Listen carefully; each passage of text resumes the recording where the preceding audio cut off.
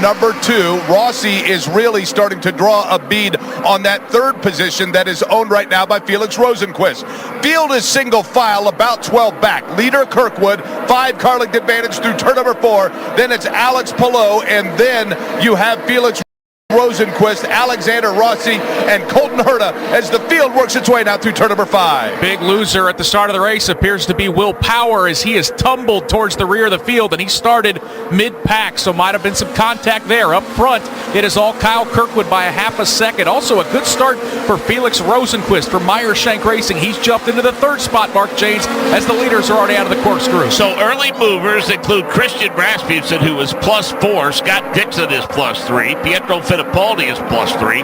Jack Harvey is +3. And Santino Ferrucci is +2 now.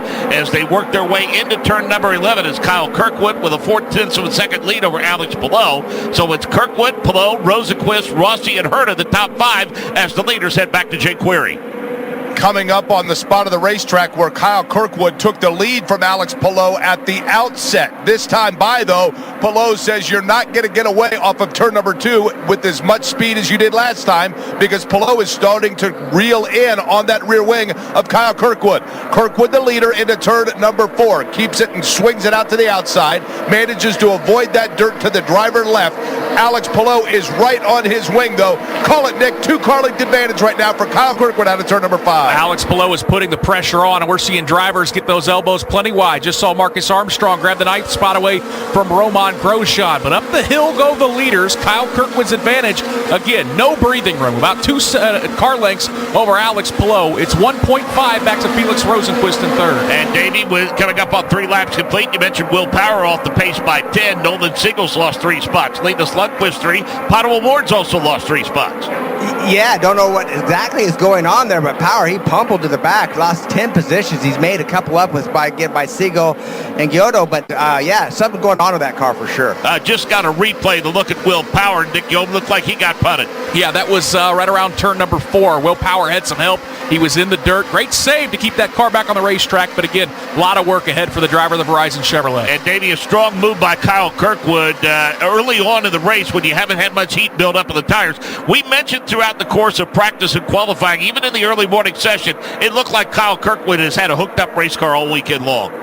Yeah, he really has. We know that car's fast. I figured whoever gets out front is going to be the one to have the advantage right now. That it looks like Kirkwood and Palou running about the same lap times, pulling away from Rosenqvist a little bit. Got 1 car off in the dirt, putting up a little plume of dust. And yeah, you're right. I watched a little replay of Power getting off there off of turn 2 that first lap. Didn't really get hit, but kind of got forced out that way.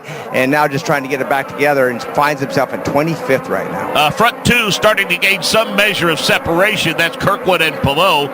Felix Rosenqvist is trying to keep pace, but he's dropped about a second behind the leaders. Rosenqvist knows that Alexander Rossi is there. Colton Herta is 5th. Christian Lundgaard is 6th. Scott Dixon 7th. Scott McLaughlin is 8th. Marcus Armstrong, again, he's up a couple from the start. He has improved to 9th. And Roman Grosjean, he completes the top 10 as the leaders head back to Jay-Query.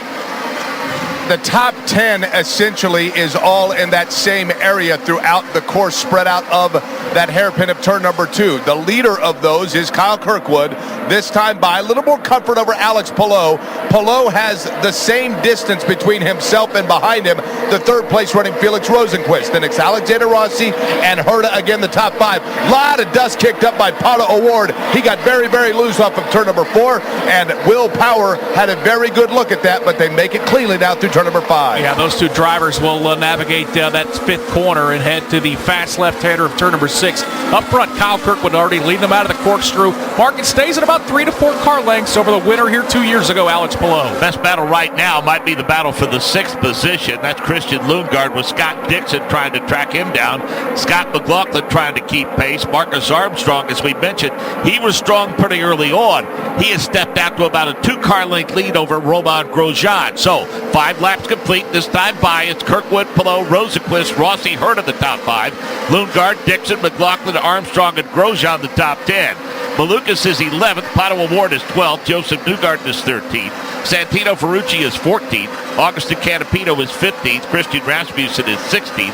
17th, Rinus VeeKay. 18th, Marcus Ericsson. 19th, Linus Lundqvist. 20th, Graham Rahal. 21st, Pietro Fittipaldi. 22nd, Kiffin Simpson. 23rd is Jack Harvey. 24th, Stingray Robb. 25th is Will Power. 26th is Nolan Siegel. And 27th is Luca Giotto at the Firestone Grand Prix of Monterey at WeatherTech Raceway, Leguna Seca. Time now to find out who's who in IndyCar. My name is Colton Herta. I'm from Santa Clarita, California, and I've been racing in IndyCar since 2019. My guilty pleasure at a restaurant or in the kitchen is I love In-N-Out Burger. I get a 4x4, and it's especially good after a few drinks. Obviously, In-N-Out stays open pretty late, so yeah, it's a great place. At Firestone, we build tires for getting you out there. Durable tires for ticking off mile markers and for getting to your seats on time. Start your engines. Dependable tires for kicking up dirt or for passing on the outside. Hard-working tires for racing 500 miles and the side hustle that affords you first row. But don't take our word for it. Try them for yourself with the 90-day buy and try guarantee. Whatever you drive, drive a Firestone. Conditions apply. See firestonetire.com/warranty for details. This is NTT IndyCar driver Romain Grosjean from WeatherTech Raceway Laguna Seca. This is the IndyCar Radio Network. Have you ever met a single person in your life that enjoys paying taxes? No, no one does. If you can't sleep at night because you have a huge problem with the IRS, I've got some free advice for you. This service is strictly limited to individuals that owe the IRS $10,000 or more in back taxes. And if you qualify, we can guarantee that you won't be writing a big fat check to the IRS, or our services cost you nothing. The first 100 people that call today will get a free tax consultation worth $500. Stop worrying about your IRS problem. We can help you, we promise. Call the tax doctor right now. I mean right now to learn more. 800-393-0537. 800-393-0537. 800-393-0537. That's 800-393-0537.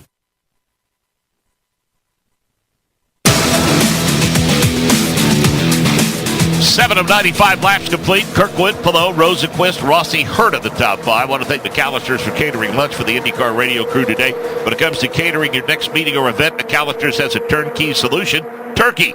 2 turkey turnkey options. In fact, turkey bacon avocado wrap and the honey mustard pepper jack sandwich. Just hope the intern doesn't bring them into the wrong meeting. Simply order on the app or online at McAllister.com. Nick Yeoman, issues for Rinus VeeKay while we were away in turn number 7. Yeah, he was chasing after his teammate Christian Rasmussen. They were running 16th and 17th. Rasmussen went a little wide exiting turn 5.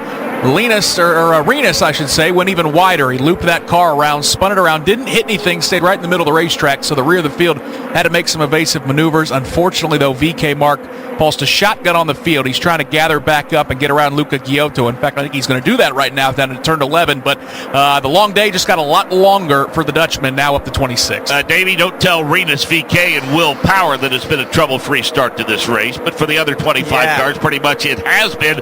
The question is this: for McLaughlin, for Armstrong, for Newgarden, those that started on the alternates were 8 laps in, all under green, and they starting to feel it?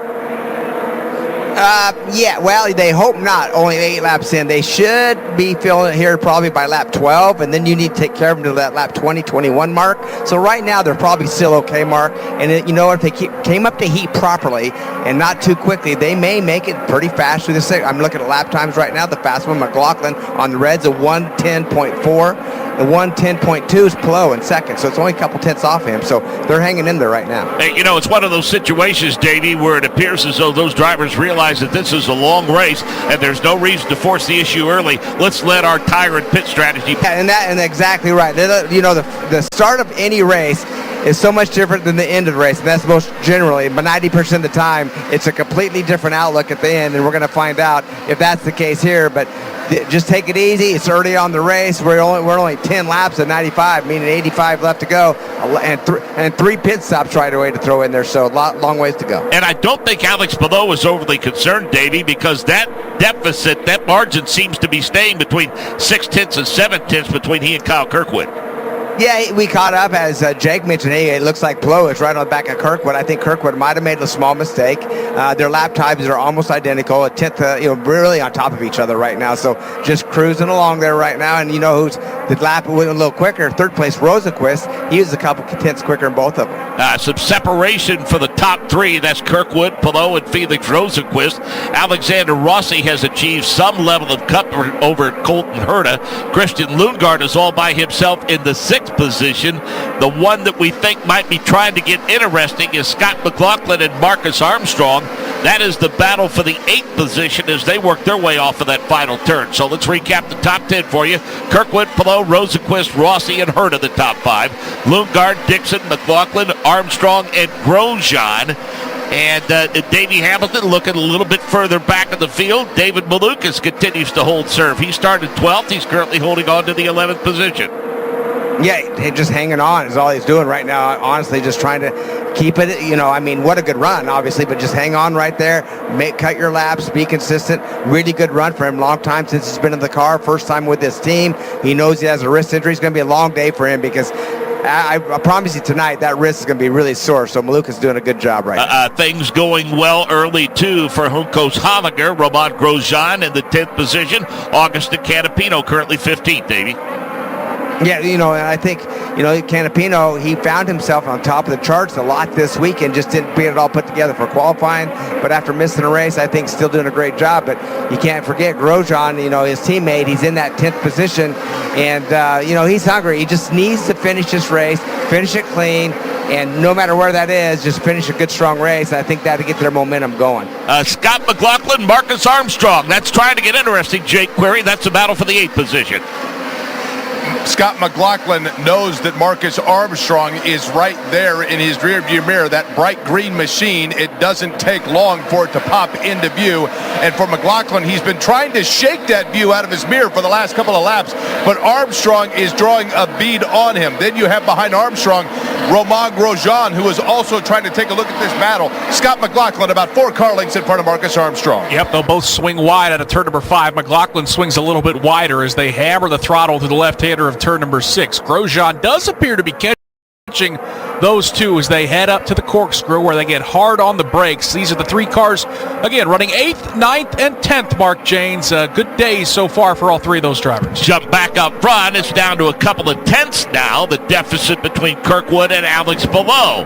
Palou has closed it down to about 4/10 of a second now off the final turn. Felix Rosenquist giving thoughts that he might want to get involved. Meanwhile, Alexander Rossi, Jake Query, you'll see that Colton Herta, Lundgaard, and Dixon starting to draw a beat on him.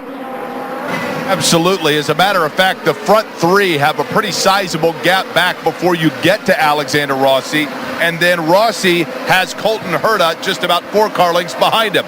Speaking of 4 car lengths, that's what it was last time by between Kirkwood and Palou, but that's starting to get interesting. Alex Palou, who started on pole, Kyle Kirkwood took him at the outset of this race. Nick, Palou's trying to get that position back. Yeah, to my very untrained eye, I think Kyle Kirkwood might be the slowest of the top 3 right now because Palou is hanging on and Rosenquist is starting to run both of those drivers down. In fact, it's down to about 2 car lengths as they set up for the corkscrew. Kirkwood, again, gets there first, but he's just got a 1 car length advantage over Alex Palou. Mark, the 2-time champion in Palou, making young Kyle Kirkwood sweat here on lap 12. It was 6/10 of a second or 7/10 of a second. Now it's 4/10 of a second, 3/10 of a second. Talking about the distance between Kirkwood and Palou as Rosenquist is pedaling, trying to keep up. And again, those front 3 with some level of comfort. Rossi's in 4th, but he knows Herta, Lundgaard, Dixon, and others are coming as they head back to Jake. At Rossi right now, the front 3 are starting to run away from him, and Rossi's biggest concern, as you'd mentioned, is that traffic that is just behind him. Taking a look up front, setting up for turn number 4. It's the leader, Kyle Kirkwood. He has himself about a 3 car length advantage over Alex Palou. Palou with a very similar line as Kirkwood heading into turn number 5. Kirkwood swings it wide, then back down to the bottom of the racetrack. Palou doing the same, but Nick, your eye is accurate. Felix Rosenquist might be the fastest fastest of those top 3 right now out of 5. Yeah, I'm not saying Rosenquist is taking big chunks out of Alex Palou's advantage in seconds, but he is certainly inching his way towards the front 2 as they head uphill towards the left-handed corkscrew back down to the right. Those 3 drivers throw a blanket over him. Mark Janes, 1, 2, 3, separated by just 1.1 seconds. So, Davey, where are they gaining on Kirkwood, talking about Palou and Rosenquist? Well, it looks to me like in the last part from the the corkscrew all the way to the hairpin, seems like he can gain a little bit, but then loses once they go through turn 2, back to the corkscrew. It seems where Kirkwood seems to be a little quicker. So Palou seems to have those straightaways down and maybe comes off the corners just a little bit better under traction. Let's go to pit road and Michael Young. It's time for our HRC update with Patrick Mahalik. He's a former HRC engineer with Ganassi, now running the hybrid program. Obviously, now you guys got 3 cars in the top 5, 1, 2, 3, which is fantastic. But I think everybody really looking forward to Mid-Ohio in a couple of weeks. You are involved in running that hybrid program. The excitement with Honda to finally get this unveiled. Yeah, it's been a great time. I tell you what, we're looking forward to the end of this race here.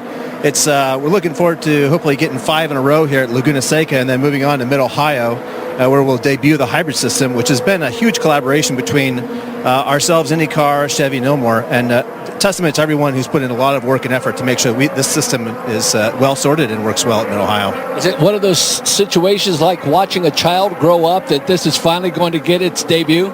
Oh yeah, it's been super exciting. I'm obviously very well anticipated that we've been working very hard to make sure that this thing comes to fruition and is a great product for all involved. Can't wait for it. Best of luck the remainder of the day, and we'll see you in a couple of weeks at Mid-Ohio with that new hybrid system. Thank you very much. Looking forward to it. It's Patrick Mahalik, of course, our HRC update. We get ready for the hybrid in just 2 weeks, guys.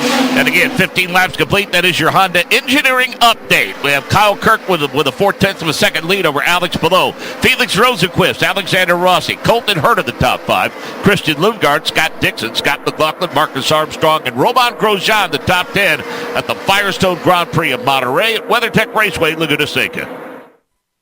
Indianapolis Motor Speedway, the Brickyard, Brickyard 400, Brickyard 200, Gasoline Alley, the greatest spectacle in racing, racing capital of the world, Indy 500, Indianapolis 500, Indycar, Indy Lights, Indy Next, and Indy Racing League are trademarks owned and are licensed by Brickyard Trademarks. Firestone is trademark owned and are licensed by Bridgestone Firestone North American Tire. Any rebroadcast, reproduction, or other use of the information, descriptions, and content of this broadcast without the prior written consent of the IMS Radio Network is strictly prohibited.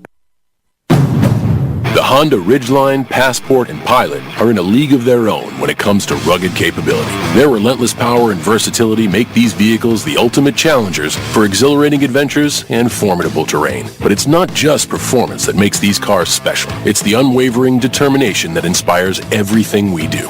That's why we're KBB.com's best value brand of 2023. Visit your local Honda dealer or shop online today. Available all-wheel drive on Pilot based on 2023 brand image awards from Kelly Blue Book. Visit KBB.com for more information.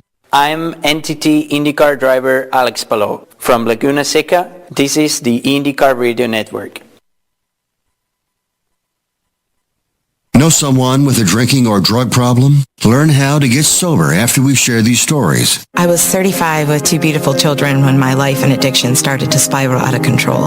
After my divorce, I went into a depression cycle and started drinking more often and using prescription drugs. After my second DWI and arrest, my ex-husband threatened to take our children away from me. I was 17 when I became addicted to heroin and meth. I thought I could quit on my own, but I couldn't. It hit me when I was arrested.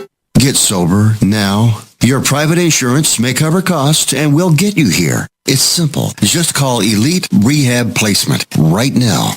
Please, don't wait. Your life matters to us. 800-958-2155. 800-958-2155. 800-958-2155. That's 800-958-2155.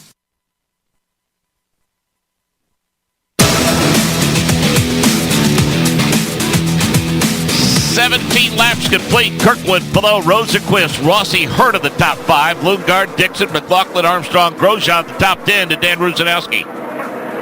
Marcus Ericsson goes to reds on this particular pit stop. Pretty standard, but that's what he did. He did not start that way.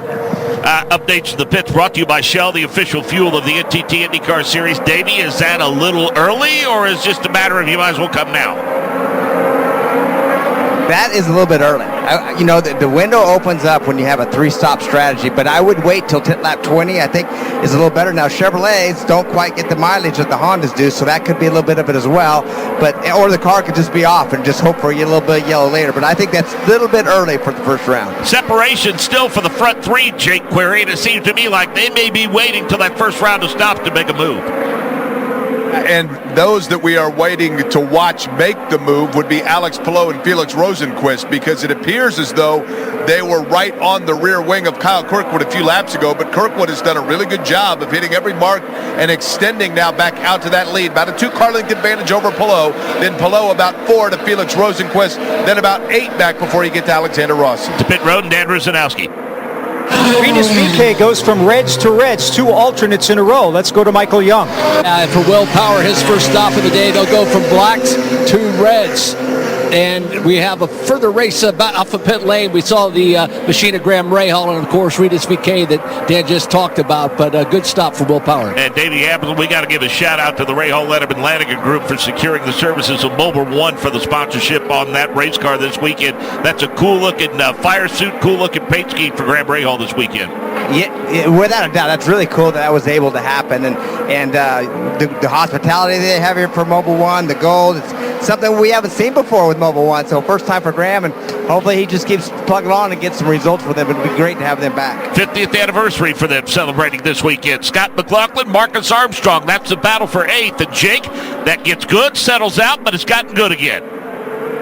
And one of the spectators of that is Romain Grosjean, because it's happening right in front of him. We've been keeping our eye on this battle the last 8 to 10 laps. It's McLaughlin goes through an area now where he got very loose a couple of times during qualifying, turn number 4, and when he does so, is able to pull away this time from Armstrong just a bit in 5. Nick, the better battle right now might be Romain Grosjean trying to draw the bead on Marcus Armstrong. Yeah, you noticed the wiggling by Scott McLaughlin, and I've noticed it too, Jake. That car looks a little unstable. That's why Marcus Armstrong has crept up to the rear of that car in 9th. And as Jake pointed out, Mark, Romain Grosjean kind of lurking there just inside the top 10. Yeah, Romain Grosjean felt like that he had a car capable of setting on pole, and he was a little upset with the Myers-Shank team and the fact that, Davey, he felt like that his really good lap was impeded yesterday and kept him off the pole.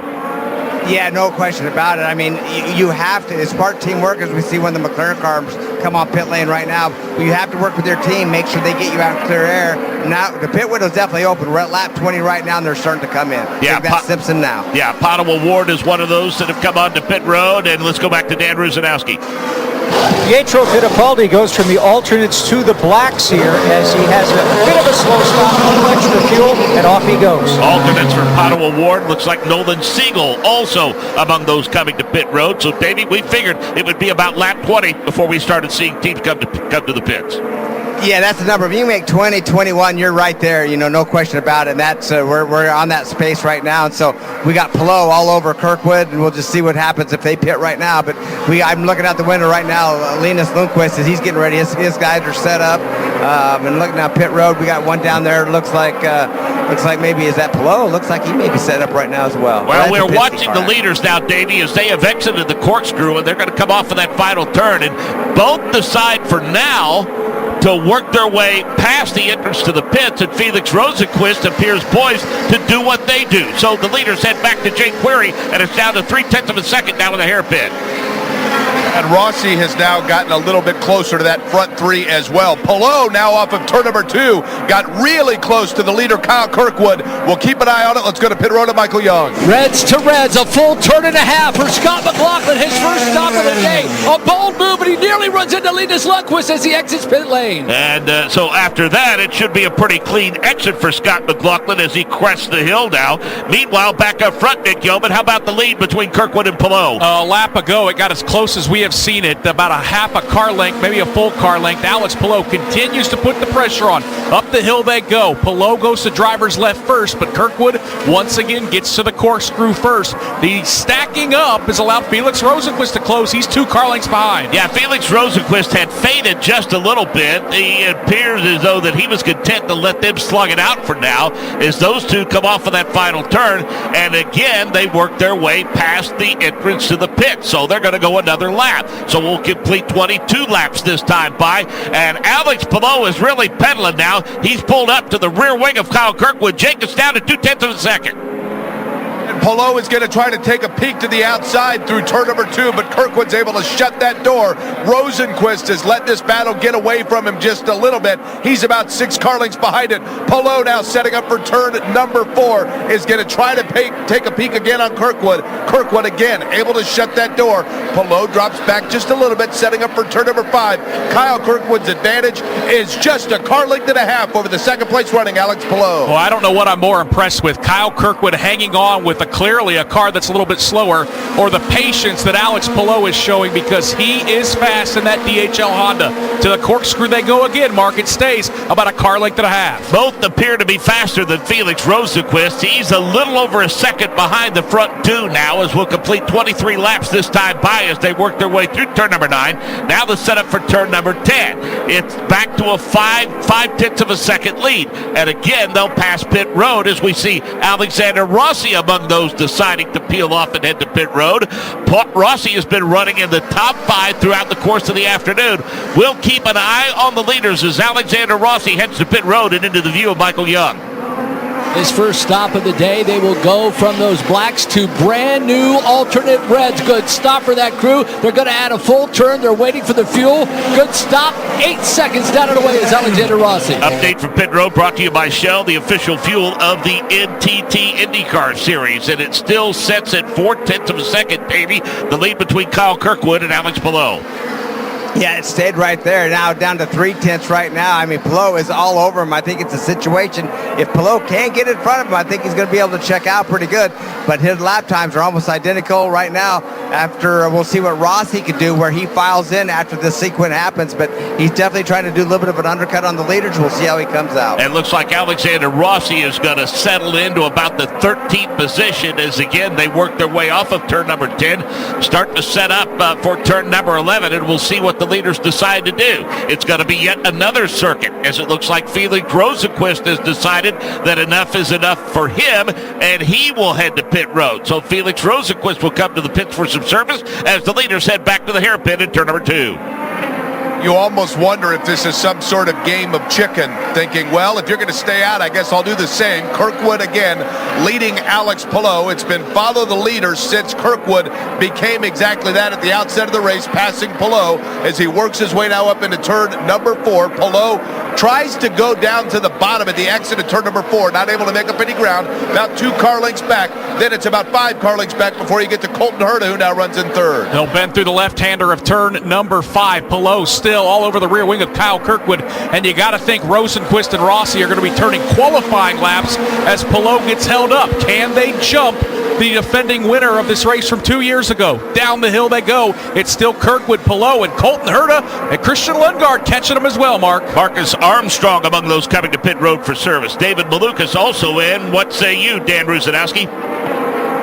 Pretty standard spot stops for both those guys. Also going from alternate to alternate, Christian Rasmussen stepping in as the leader Kyle Kirkwood is about to come into the pits. Yeah, we have Kirkwood, we have Herta among those coming on to pit road, and Augustin Canapino in the 45 of Christian Lundgaard. Let's go to pit road and Michael Young. And Colton Herta, first stop of the day, they'll go to brand new red. So too Kyle Kirkwood. So to the machine of Joseph Newgarden. You hear the machine of Colton Herta. He's down and away. Kyle Kirkwood, they're struggling, and they'll get him away. He will beat everybody off of pit lane. And it looks like he is indeed going to beat Colton Herta off of pit lane, and it looks like Christian Lundgaard will be third in line, and Nick Yeoman looks like Alex Palou is coming into your view. He certainly is, but the bigger news, Mark, is Alexander Rossi just swooped around the outside of Kirkwood and Colton Herta. As for Alex Palou, how long is he going to stay out of the racetrack? Mark, as he heads down through the corkscrew, and he's heading through turns 7 and 8 right now on the brakes in that yellow and rainbow-colored DHL car. He's got his teammate Scott Dixon behind him. How much longer are they going to wait? We're going to find out. We should have that answered now. We're getting ready to complete lap number 26 as Alex Palou heads through turn number 10, setting up for turn number 11, and here he comes. So Alex Palou will relinquish the lead. He held it for one lap, and his teammate Scott Dixon looks like going to come in with him as well. Michael Young will call the stop of Alex Palou. And Alex Palou will come to the attention of the crew for the first time today. He will go from blacks to blacks. The first we've seen to go from those primaries to another set of primaries. Good stop. The crew filling it full of Shell Racing Fuel. He's down our way. Great stop for Alex Palou. But an issue for Christian Lundgaard, Davey Hamilton. He got way wide, got off the racetrack in turn number 11, took out one of the signs, and now he's coming off of the final turn. Yeah, well, he is coming off the final turn, but how about this race right now for the lead? We're going to put Rossi and Palou. See who's going to come out first, coming off of turn 2. Jake, pick him up in turn number 2. As they work their way now, Alexander Rossi got in front of Alex Palou. He has worked his way now into turn number 4. Then it's Palou and Felix Rosenqvist, followed by Colton Herta. But Alexander Rossi, Nick, has a sizable gap. He was at speed when Palou blended back in. Rosenqvist was not able to get there. Rossi's running away. He undercut him by 3 laps, and it's enough to go from 4th to the race lead as he's checked out. And now that battle between Palou and Kirkwood resumes. Opposite races. We got a car off the racetrack kicking up a ton of dust. That appears to be Felix Rosenqvist. So his good day, he's going to lose a handful of positions. But Mark Kirkwood and Palou slugging it out for second as Palou has jumped ahead of Kirkwood. Yep, Alex Palou and Kyle Kirkwood now in a pretty good battle, the battle for the second position. So, Davey, let's recap how this pit strategy unfolded. It was Alexander Rossi did the undercut. Palou may have waited a lap or two too late. Yeah, well, what happened? Yeah, absolutely. Rossi did a big-time undercut, pitting 3 laps earlier than Palou. It worked for him. But then Kirkwood and Herta, they undercut Palou, but it didn't work for them. So it's kind of mixed up right now. Palou right now, he's cutting some laps. We'll see what these first laps be for a time. Matter of fact, Colton Herta just got by Palou. So did Kirkwood. So Kirkwood both of them got Herta past them heading into turn number 4, and now Alex Palou. Mark, he's got 2 cars that got in front of him, like Davey had mentioned. It is both Kyle Kirkwood and Colton Herta who had jumped in front of Alex Palou. Yeah, it was Kirkwood making the pass down in turn number 2 to get second. Herta followed him into turn number 3, so Alex Palou has been drop kicked back 2 spots. This is all happening, Mark, 4 seconds behind the race leader, Alexander Rossi. So everything was a nice leisurely pace until we got to pit stops, and that's when it all got jumbled up. As a result, with 27 laps complete, Rossi, Kirkwood, Herta, Palou, and Dixon are your top 5. McLaughlin, O'Ward, Grosjean, Rosenqvist, David Malukas the top 10. Lundgaard 11th, Armstrong is 12th, Ferrucci is 13th, Rasmussen 14th. Lundqvist is 15th, Ericsson 16th, Power 17th, 18th VK, 19th Simpson, 20th Canapino, 21st Fittipaldi, 22nd Rahal, 23rd Harvey, 24th Joseph Newgarden, 25th Nolan Siegel, Luca Giotto 26th, Stingray Robb 27th. We pause 10 seconds for station identification. This is the IndyCar Radio Network.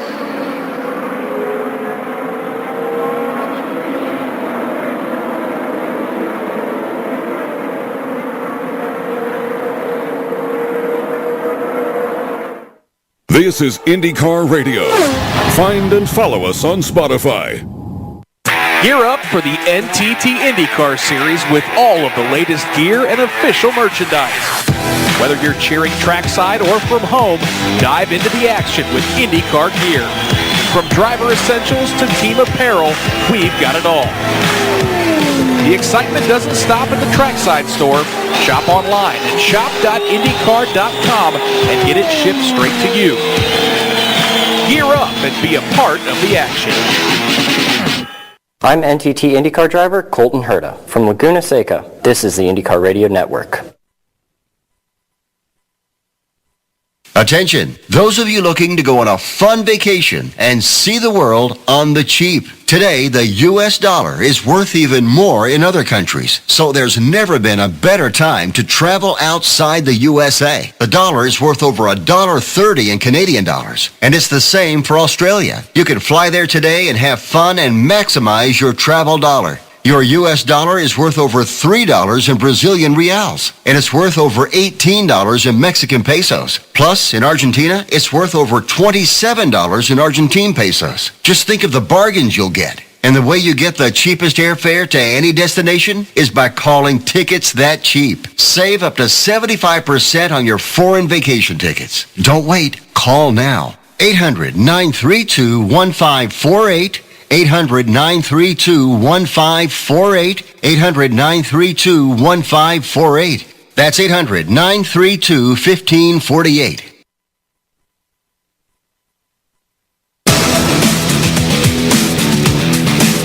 Thanks for listening to the NTT IndyCar Series nationwide on one of these stations, WLNE, The Game in Owensboro, Kentucky, Classic Country, WCUB in Two Rivers, Wisconsin, and, of course, KMBY right here in beautiful Monterey, California. 30 laps complete. Alexander Rossi with the pit strategy, playing it to perfection. He has a 4.6-second lead over Kyle Kirkwood. Colton Herta is third. Alex Palou is fourth. Scott Dixon is fifth. McLaughlin sixth. O'Ward seventh. Grosjean is 8th, Felix Rosenqvist 9th. Another, again, what I mentioned, a solid run for David Malukas. Got to point that out. It started 12th, worked his way up to 10th. And Davey, we look among the front runners, and Alex Palou in 4th on the primaries, and we see Marcus Armstrong in 12th on the primaries as well. Yeah, you know, they're all in the reds right now, and as we know, they're going to be faster right off the bat. Who is that? That was Lundgaard when he got off at the exit at turn number 10. He and McLaughlin were running side by side. Yeah, that was a big one right there. But you're right. So the reds, they're faster early on. We know that. It's just they start slowing down and loses some pace later on. But right now, if you look at round one, the ones that were on the reds, they didn't lose that much pace. They were doing really good. I think these reds are a good choice for everybody that's on them right now. Let's go to pit lane, check in with Michael Young. Well, that undercut, Brian Barnhart, was brilliant. You got your driver out to a 4-second lead, but are you good enough to make this a 3-stop race? Yeah, I think that's what we're planning on all along, is doing that. So just managing tires right now and trying to control the pace. The preferred tire for you at this point, black or red? Early on the reds, but right now we're liking what we're seeing. Best of luck the rest of the way. Copy, thanks. That's Brian Barnhart, race strategist for Alexander Rossi. So Davey Hamilton, we pointed out Christian Lundgaard, and as he went off course, he picked off one of those signs, and about half of that continues to be wrapped around the right front of that front wing assembly. Yeah, and what that could do, it could affect a cooling in that race car. The aerodynamics of these cars, I mean, obviously the air goes through the wings, it goes into the side pod. With your coolers, should be oil coolers on that right side, and it's going to block some of that air going into that cooler, so it needs to be careful. And it's going to lose downforce with one element of that wing being plugged up. It's definitely going to lose some downforce, and that will not come off the way. I mean, it's stuck on there really good until he slows down or they take it off. I think it's a pleasant surprise, but not a total shock to see David Malukas performing the way he's performing, Davey. They got to be over the moon happy. This kid hadn't been in a race car really in a competitive situation in a very, very long time, and he finds himself solidly in 10th.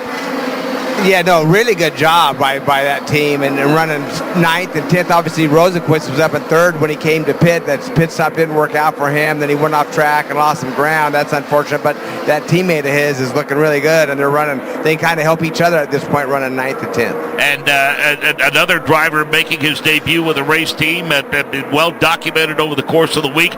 Nolan Siegel just continues to get comfortable, but I know that that Arrow McLaren team's very happy with their young driver and happy with the decision to bring him on board. Yeah, no, they've been looking at him for next year. Had the opportunity to get him right now, so made some big changes, made headlines, that's for sure. Got a lot of attention to our sport by taking out Pourchaire and putting in Nolan. So, yeah, he's in that 25th spot right now, just learning. Every lap he goes around here, he's learning something. First time that he's been with that team. Not first IndyCar race, but first time with that team, just learning how to go through the steps. Well, you can go back a ways and tell that he has been on the radar for quite some time. You remember Tony Kanaan working with him at the Indianapolis 500. We are taking a look at a pretty good battle for the 6th position, Jake. You'll see it headed your way. It's Marcus Armstrong with Santino Ferrucci trying to chase him down. Ferrucci seemingly almost had to check up coming off turn number 2 because he was so close to the rear wing of Marcus Armstrong. Armstrong gets a little extension, leaving turn number 3 now, and Ferrucci is again trying to get something off of turn number 4. Christian Rasmussen, the rookie, is right behind Ferrucci, but Ferrucci again not able to make any moves. Middle of the racetrack off turn number 5. And out of turn number 5, we watch Ferrucci continue to chase as they go up the hill. About 2 car lengths to make up of Marcus Armstrong in that battle for the 7th spot. They get to the top of the hill, but Ferrucci closes it down to about a car length or 2 as they get hard on the brakes and spiral their way back downhill. Christian Rasmussen giving chase in that great battle. Yeah, I mean, hats off to Christian Rasmussen for being a part of that battle after a badly torn up race car and put his team behind the 8 ball. They had a lot of work to do in a relatively short amount of time. So this is the battle again for the 12th position. They're trying to track down Christian Lundgaard, but it's Armstrong, Ferrucci, Rasmussen, and let's not count out Linus Lundqvist and Rinus VeeKay, Jake. They're trying to join that battle as well. Arenas is trying to get a good view of this battle, and right now, evenly spaced, all of them are as they work their way, that battle now into turn number 3. Marcus Armstrong is at the front of it. You had mentioned that it's Christian Lundgaard, about 8 car lengths in front of Armstrong. Then you wait a second before it's Ferrucci and Rasmussen, then Lundqvist, then VeeKay. All of them now with Marcus Ericsson trying to get a view of all of it, heading through turn number 6. Yeah, glad you tacked on Rinus VeeKay because he had an early spin in this race, all the way back to 27th. So the fact that he's been able to drive all the way up to 16th is impressive. Trouble, Jake Query. And there is a car that hit hard exiting turn number 4. I'm not sure which it is. I think it's Luca Giotto who took that turn at number 4. All of a sudden, the left side rubber got into the dirt. That allowed him to lose grip, and he hit very hard at the exit of turn number 4. That car now sits just off of the tire barriers. Luca Giotto in turn number 4 has brought out a full course caution mark. Heavy damage to the car of Luca Giotto, lap 35, with Rossi, Kirkwood, Herta, Palou, and Dixon, the top 5. This is IndyCar Radio. Find out more at IndyCarRadio.com.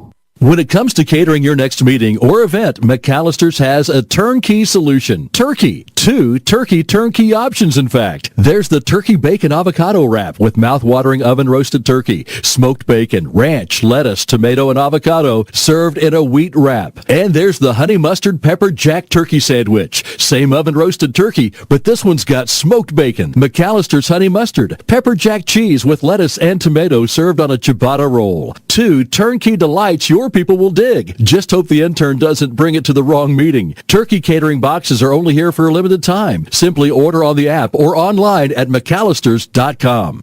I'm NTT IndyCar driver David Malukas. From Leguna Seca, this is the IndyCar Radio Network.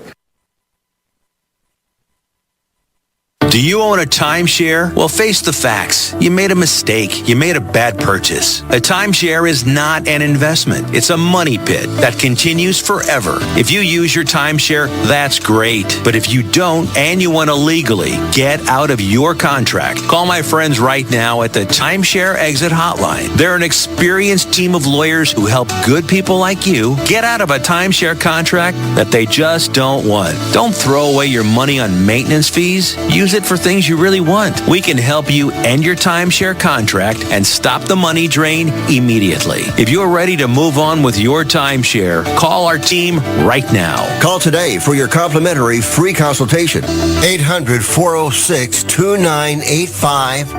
800-406-2985. 800-406-2985. That's 800-406-2985.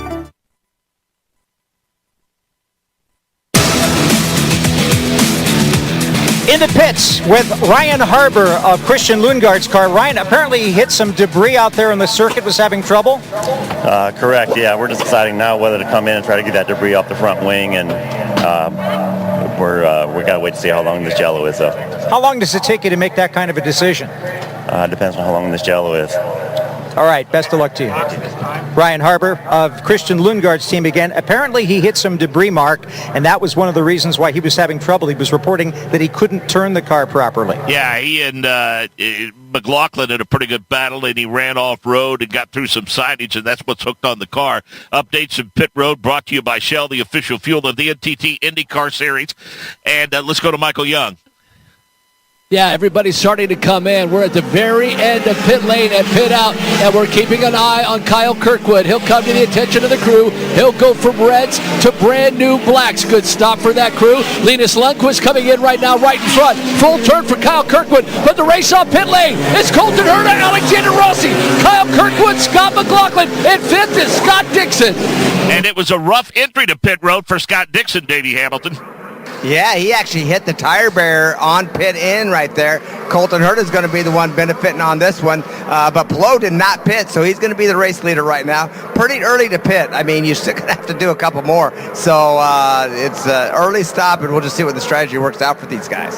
37 laps complete, in fact, and we could go down to that area of the race course where Luca Giotto made contact, Davey, and it looks like that there's going to be some necessary repairs being made to that tire barrier. This could be somewhat of a lengthy caution. Yeah, it's going to be a lengthy caution. They need to get the tire barrier back where it belongs, just in case somebody else goes off there. They have to have as safe as you can, and this could help them. Right now, you'd like to go on lap 40 and pit on lap 40. It's at 37 right now. These guys, the pit, it honestly could be a huge advantage for them. We've seen Ganassi team split it with Pelot pitting, Pelot not pitting, but Dixon pitting, and you're going to have to stretch a little bit of fuel for these guys, but it seems like Honda's getting really good mileage right now. So well, but these caution laps, Dave, you would have to figure prominently into this decision. Yeah, they're going to help. And right now, those that didn't pit are hoping that they fix that incident up quickly, get that car off the track, and get back to green. Because every lap that's yellow is going to favor those that just pitted, but disadvantage the ones that haven't. So we can go all the way back, Davey, to currently 14th position. That's where Colton Herta is going to blend back in on lap 37 is where these stops start. So it was Herta, Rossi, Kirkwood, McLaughlin, Dixon, Rosenquist. Will Power hopes he's now back on sequence. Rasmussen, Lundgaard, then Ericsson, Rahal, Lundqvist, and Harvey. So we're looking at positions, 1 through 13 that right now appear to be on a differing strategy. Different strategy, and what they're hoping, like in Pelot's case, and Award and Grosjean, just to take off, get it way out, try to get a huge stretch. And while Herta is in 14th, he has a lot of traffic to deal with. They're hoping that he gets hung up in traffic, slows them down, and if they get a big enough lead, and they'll pit probably another 7, 8 laps from right now, and just see where it cycles out. But they'll have more fuel, and they'll be able to go full rich for sure. Back to Michael Young. And Barry Wanser just got on the radio with his driver, Alex Pelot, who leads this race. It sounded like they wanted to go at least 10 more, but he told him, you need to push these next 10 laps. So as long as they stay under caution, when they do go green, if it is that 10 laps, they will come in. But he needs to push and get as much of a gap as he can so he can make up that ground when he comes to pit lane. Nick Yeoman, you've got a pretty good bird's eye view of that car now that it's on the hook. That car is wadded up, but it looks like the repairs to that wall might be complete. Yeah, it looks like they've got that tire barrier back in place and settled down, so just in case anyone hits it again. And the good news is Luca Giotto got out of that car, but that was quite a hit mark in turn number 4. Who didn't scrub off much speed when he drove through the dirt and tore up all 4 corners of that race car. So tough end of the day for the driver for Dale Coyne Racing. After the race and all season long, listen to replays of this and every NTT IndyCar Series race broadcast. Find and follow us on Spotify, Apple Podcasts, or wherever you get your podcast. So your full field rundown, 39 laps complete this time by, it's Alex Pelot, Pato Award, Roman Grosjean, David Malukas is 4th, Armstrong, Ferrucci, VK, Kiffin Simpson is 8th, 9th is Canapino, 10th is Fittipaldi, 11th Joseph Newgarden, 12th is Nolan Siegel, Stingray Robb is 13th. This is where the pit strategy starts to differ. Recently pitting, 14th Herta, 15th Rossi, 16th Kirkwood, McLaughlin 17th, Dixon 18th, 19th Rosenquist, Power 20th, Rasmussen 21st, Lundgaard 22nd, Ericsson 23rd, Rahal 24th, Harvey 25th, Lundqvist 26th, Giotto now 27th out of the race. He brought out the caution on lap 34. Kyle Kirkwood has led 24 laps, Rossi 10, Palou has led 5. Simpson, Fittipaldi, VK, 14, 14, and 13. Those are the number of positions they have improved. Stingray Rob was up 12, and Santino Ferrucci up 11. But again, the strategy figuring prominently into those numbers, and this is the first caution for 4 laps. The one thing you got to wonder, Davey, what do cautions often do? They have a tendency to breed cautions. Breed them. That's going to upset the pit strategy for sure if that happens. Yeah, this is the first one we've had. We're going to see how this new restart zone works to make sure that they don't pile up down in turn 11. And also we talked about Scott Dixon making that mistake on pit lane entrance. That wing does have damage to it, that right front wing. Not a lot, but there's some damage to it, and I just don't know how strong it is if it broke some carbon, and you don't know that until you get up to speed and puts full pressure on it. Well, there are some places that if you don't approach the turn just right, Davey, there's a bit of a pronounced drop that's really going to put a lot of pressure on that bouncing right front wing. No question about it. They're coming right now. The new restart zone seems to be working off of turn 11. Here comes Palou off the corner. Nice jump as he comes to the start finish line. Yeah, they all make the wide swing, and they start to fan out a little bit. Look like Romain Grosjean is trying to work on David Malukas. That might be a side-by-side battle by the time it gets to Jake Query in turn 2. Alex Palou is the leader running away, but he now has a second-place car behind him that is new. It is Romain Grosjean, who worked his way in front of Pato O'Ward. So Alex Palou now setting up for turn number 4. About an 8-car length advantage, and then you have a big get back before you get to Romain Grosjean. Then it's Pato O'Ward, and Nolan Siegel, I think, has brought up a lot of dust here in turn number 3, just out of my view mark, but thought I saw that car, and in fact I do see the safety team now heading out for a huge cloud of dust here for Nolan Siegel, it appears, that sits in the middle of the racetrack. And Nolan Siegel brings out the caution on lap 40 here at the Firestone Grand Prix of Monterey at WeatherTech Raceway, Laguna Seca. Time now to find out who's who in IndyCar. My name is Pato O'Ward. I'm from Monterrey, Mexico, and I've been racing in IndyCar since 2020. I'm starting my 5th year in 2024. My biggest racing accomplishment is my first IndyCar win, 2021, Texas. At Firestone, we build tires for getting you out there. Durable tires for ticking off mile markers and for getting to your seats on time. Start your engines. Dependable tires for kicking up dirt or for passing on the outside. Hard-working tires for racing 500 miles and the side hustle that affords you first row. But don't take our word for it. Try them for yourself with the 90-day buy and try guarantee. Whatever you drive, drive a Firestone. Conditions apply. See firestonetire.com/warranty for details. I'm NTT IndyCar driver Kyle Kirkwood. From Laguna Seca, this is the IndyCar Radio Network. Nothing beats seeing a child smile. For over 3 decades, Racing for Kids has been bringing IndyCar drivers to the bedsides of sick children and putting smiles on the faces of thousands of hospitalized youngsters. Doctors and caregivers say these visits from an IndyCar driver are an important part of each child's recovery, brightening their days and giving them hope in the midst of long and often painful therapies. Join the Racing for Kids team. Support these smile-making hospital visits by going to racingforkids.org. Hi, I'm Peyton Manning, and I'm partnering with the American Red Cross this year to tackle blood shortages. Giving blood's important because every 2 seconds, someone actually needs blood, and unfortunately, only like 3% of the U.S. population donates. So we have to step up to give and to make sure there's plenty of blood available for those in need. Visit redcrossblood.org to get in the game and make an appointment to give.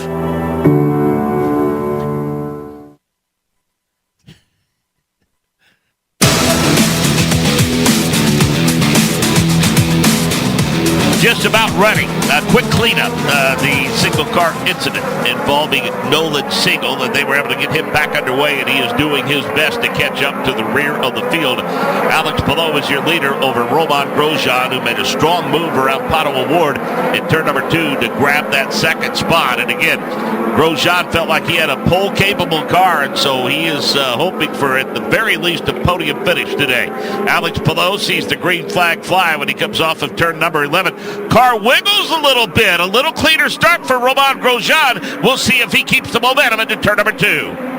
And Romain Grosjean setting up for turn number 2 is right on the rear wing of that Honda of Alex Palou. Pato O'Ward is right there behind Romain Grosjean. This is a much cleaner, deeper in the field restart with Alex Palou, the leader. He starts to extend just a little bit through turn number 4, keeps it down to a conservative line.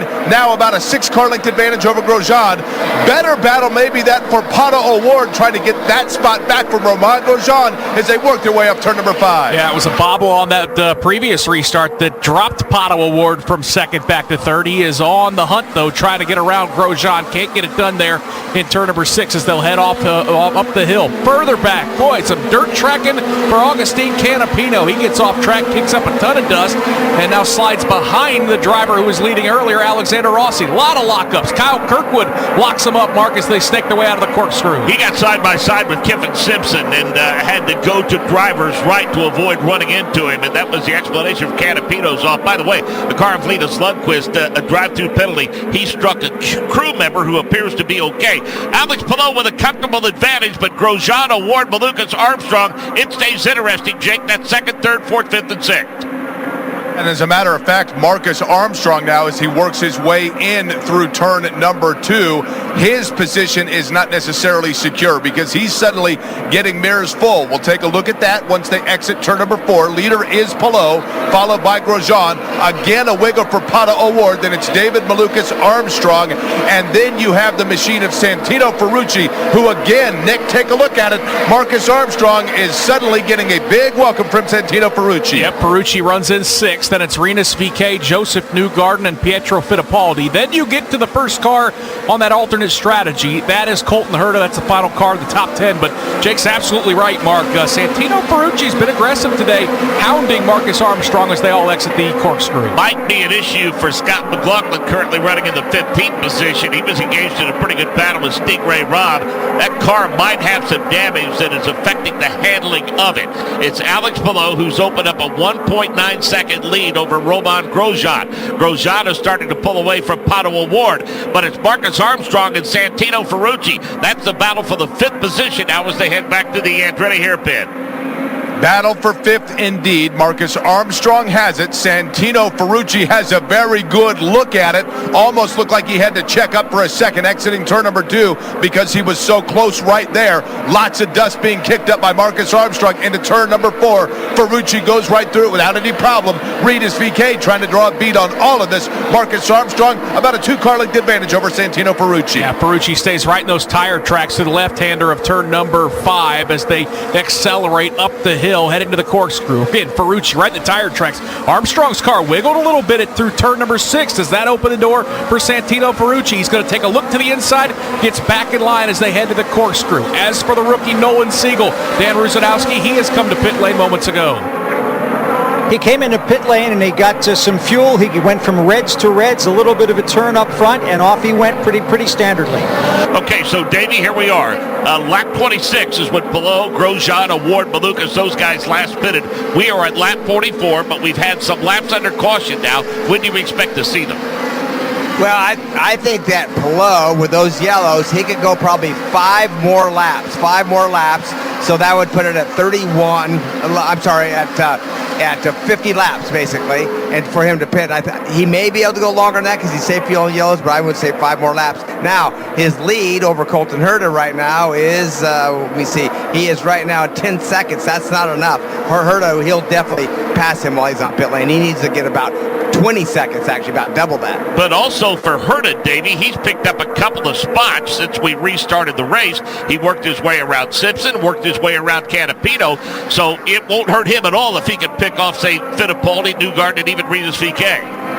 Yeah, right now, you look at the times, Palou running a 109.8, Herta running 111.5, so it's, a couple seconds, just under a couple seconds per lap, and like I say, 5 more laps, if you could do that couple seconds lap, that makes it 20 seconds. You should be pretty close by being able to pit with a 20-second lead. So again, your top 10, Alex Palou, Romain Grosjean, Pato O'Ward, David Malukas, Marcus Armstrong. Santino Ferrucci is 6th. Rinus VeeKay now looks like he is coming to pit road. So, Davey, it looks like for some that pit window is starting to open. Oh, yeah, it's open. It's open right now if you want, but you're not, it's just who are you racing with? And for Palou, he needs a bigger lead if he's going for the win of this race. Not saying that he still can't win, but if he wants to get ahead of Herta, Rossi, Kirkwood, McLaughlin, he needs to definitely hold out as long as he can. Now, I know pit strategy is figuring prominently into it, but Davey, if we go back to Friday, we saw a pretty good day for Pietro Fittipaldi, and things did not go well for him in qualifying, but he's plus 16 on the day and currently finds himself running in the 8th position. I think overall, in totality, this is the best weekend we've seen so far out of Pietro Fittipaldi. Yeah, and I continue to watch lap times. I think that's very key. And if you look at lap times, he just ran a 110.9, and that's what Herta right behind him ran, a 110.9. Newgarden in front of him was a tenth quicker, that's all. So really good pace for Fittipaldi, good position. He's one of the ones that has not pitted. He's going to have to come in momentarily. And by the way, rumor is that the Hondas are getting better gas mileage than the Chevrolet, so you're going to see Grosjean, Award coming in first, Ferrucci, and Newgarden. Well, as a matter of fact, Award's already in. Dan Rusanowski. Full turn on the right front for Pato Award, and he goes from Scup Reds to Scup Reds with a splash of fuel, and off he goes. Yeah, and we also see a couple of other cars coming to pit road. That might have been the 78 machine of Augustin Canapino that went on to pit road. And Davey, he's got a really abrupt entrance into the pits because he has the very first pit box. Yeah, very first stop, so nobody in front of him. He's able to come in there. Nobody blocks him coming in. Nobody's blocking him going out. We're going to see where they file in. Unfortunately, like I said, it just takes too long. Pato Award now in 24th. That's how much late. And Canapino in 25th. So, that them not pitting early is definitely not a good strategy right now for those guys. Matter of fact, Canapino fell back to 26th, only one car behind him, and he's crashed out. And again, Davey, while the entrance to pit road is pretty quick and pretty abrupt, I mean, you get on it pretty quickly after you just commit to that. It's the pit exit that takes so long here. It's so long. I mean, matter of fact, you got to go all the way out. We see Fittipaldi coming in the pit lane right now, which is basically a hairpin, just like it is on the racetrack. But once you cross that timeline, you can accelerate past the first pit. By the way, it's going uphill, but it's a long, skinny one lane all the way down through turns 1 and through turns 2, and you don't merge on until the middle of turns 2 and turn 3. It takes a long time. Michael Young. Yeah, just a couple of moments ago, as a matter of fact, a lap ago, Barry Wanzer got on the radio with his driver, Alex Palou. He said, I need 8 more, so that time by, it would make it 7 to go. That's when we will see Alex Palou make his second stop of the race. Pietro Fittipaldi coming on and off pit road, and we also see the car of Kiffin Simpson coming on and off pit road. So we have reached the halfway point now. 48 laps complete, 47 to go. Palou, Grosjean, Armstrong, Ferrucci, and Newgarden, the top 5. The Firestone Grand Prix of Monterey at WeatherTech Raceway, Leguna Seca. This is IndyCar Radio. Find and follow us on Apple Podcasts. Racing Optics is the official aero screen and helmet protective solution partner of Indycar and NTT IndyCar Series. Racing Optics is a Wilson family-owned business with deep motorsport roots. Dempsey Wilson competed as a rookie in the 1958 Indy 500 with A.J. Foyt. Racing Optics is proud to continue the family legacy of participating in and working with Indycar for 60-plus years. Visit racingoptics.com to learn more about the windshield protection and helmet tear-offs featured on every IndyCar. This is the NTT IndyCar driver Christian Lundgaard from the WeatherTech Raceway Leguna Seca. This is the IndyCar Radio Network. Have you ever met a single person in your life that enjoys paying taxes? No, no one does. If you can't sleep at night because you have a huge problem with the IRS, I've got some free advice for you. This service is strictly limited to individuals that owe the IRS $10,000 or more in back taxes. And if you qualify, we can guarantee that you won't be writing a big fat check to the IRS, or our services cost you nothing. The first 100 people that call today will get a free tax consultation worth $500. Stop worrying about your IRS problem. We can help you, we promise. Call the tax doctor right now. I mean right now, to learn more. 800-393-0537. 800-393-0537. 800-393-0537. That's 800-393-0537.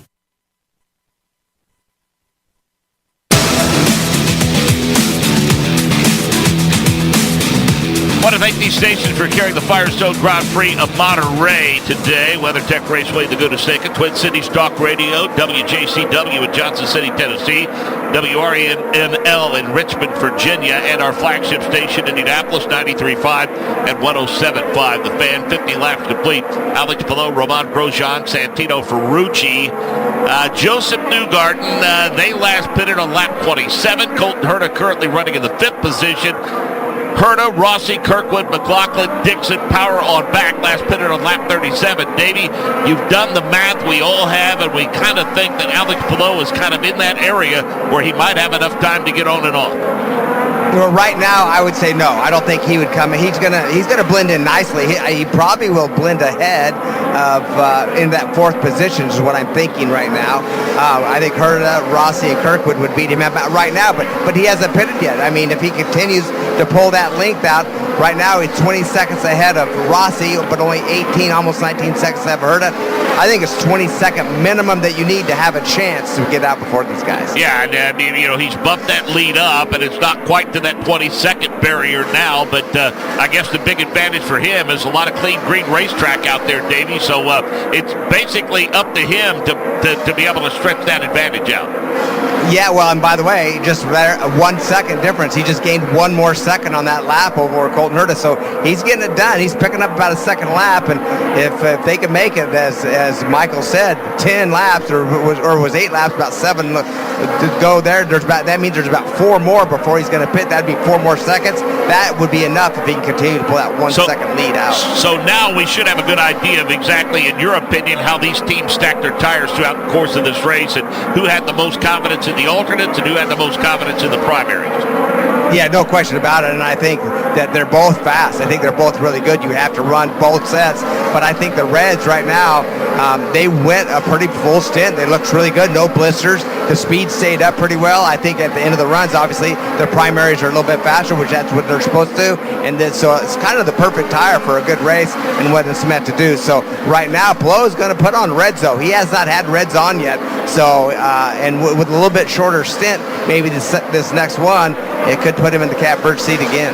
So now we're keeping an eye on Santino Ferrucci, Davey. He was running in the 4th position. He decided to come to pit road, and it looks like he may blend back in around that 20th position. Well, we're going to find out right there. He's another good indicator on just how much time you lose when you pit, and now he's going to be in that area right now, and he was, about 15 seconds ahead of that 20th position. We'll see where he falls in. Yeah, it looks like looking at timing and scoring, Davey, when he went on to pit road, he was running in the 4th position.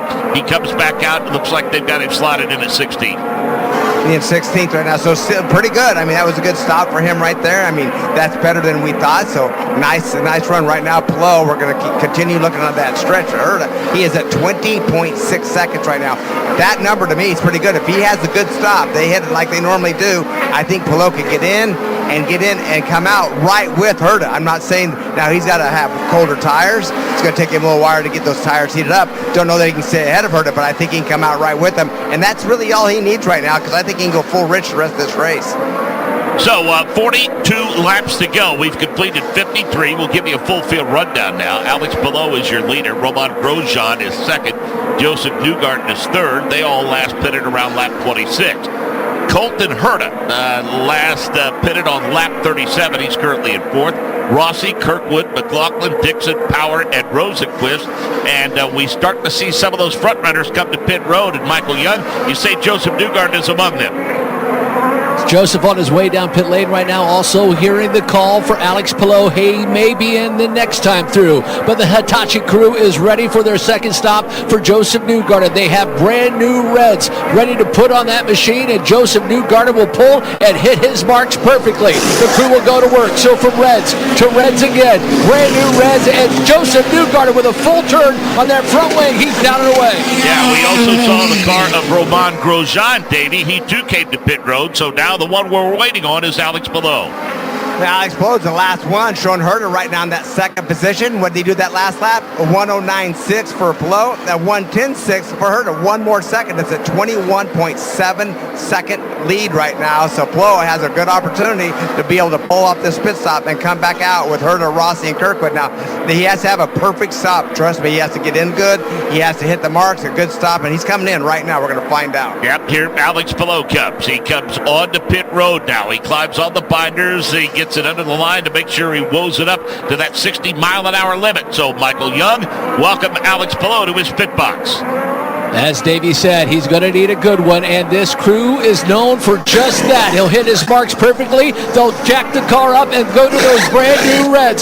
Waiting for the full turn in that front wing. Alex Palou's down and away in 7.2 seconds, and here comes Colton Herta. He's coming down the front straightaway, and he will cross the start-finish line right now. And Davey Hamilton, it looks like that Colton Herta is going to get out. Matter of fact, Alexander Rossi, too, are going to jump in front of Alex Palou. Tell you what, Jake Query, let's go to you. Looks like maybe Kyle Kirkwood going to get out in front of him, too? Yeah, Palou right now got out in front of Kirkwood, but keep in mind, no heat in those tires, so we'll see whether or not he's able to hold that spot. Herta's through turn number 4, followed by Rossi and then Palou. He has been able, has Alex Palou at this point, to hold off Kyle Kirkwood through turn number 5, but Herta and Rossi are leaving him by about 12 car lengths. Hey, we'll chase out of turn number 5. Kyle Kirkwood's got the advantage down to about 2 or 3 car lengths. Boy, big wiggle for Alex Palou on those cold tires as they accelerate up towards the corkscrew. Kirkwood is coming, trying to take what's going to end up being the 3rd position. Not able to do it. He gets in line, chasing Alex Palou down out of the corkscrew. Yeah, there's no question. You can look at the car of Alex Palou, and you can see that he is still trying to build up heat in those tires. He doesn't quite have the grip that Kyle Kirkwood has. Kirkwood is giving chase now as they work their way off of that final turn. Meanwhile, Colton Herta has opened up a lead of 9/10 of a second over Alexander Rossi. Alex Palou comes off the final turn with Kirkwood, McLaughlin, Dixon, and others giving chase to Jake Query. So Colton Herta now exiting turn number 2, and Rossi is right there running with him. They are gapped substantially before you get to those that are running behind them, as we talked about with this pit sequence. So Herta with Rossi through turn number 4. Then it is Palou. You can tell Palou's getting a little more speed now in those tires than Kyle Kirkwood runs just behind Palou. That distance is the same before you go from Kirkwood running back to Scott McLaughlin and Scott Dixon running just behind him. Yeah, boy, that was one heck of an outlap for Alex Palou on those cold tires to keep Kyle Kirkwood behind him. And then as Jake alluded to, now that he's got some heat in those Firestone tires, he's opened up a big 10 to 12 car length advantage. Now Mark Jaynes, he can set his sights on trying to run down Colton Herta and Alexander Rossi, who run 1-2. And Davey, the advantage is this for Palou. He pitted on lap 55, and he comes back out in 3rd. Just a lap earlier, Roman Grosjean, who came back out in 8th. Joseph Newgarden came out in 12th. Those guys running in the top 4. That's the advantage that Palou had. Yeah, that's exactly right, and we're going to show, we'll see it right now. He just gained, he came out and he was 3.6 seconds behind Colton Herta. He just took off a half a second that first lap. 1:10.0 to Herta's 1:10.5. Half a second, as I said. He's catching Rossi and Herta right now. He can go full wrench. He has fresher tires. Still not out of it by any means. Graham Rahal among those coming to pit road. So here we are. 58 laps complete next time by. Herta, Rossi, Palou, Kirkwood, McLaughlin, the top 5. Dixon, Power, Grosjean, Rosenqvist, Lundgaard, the top 10. Newgarden, Rasmussen, Ericsson, Ferrucci, and Award through 15.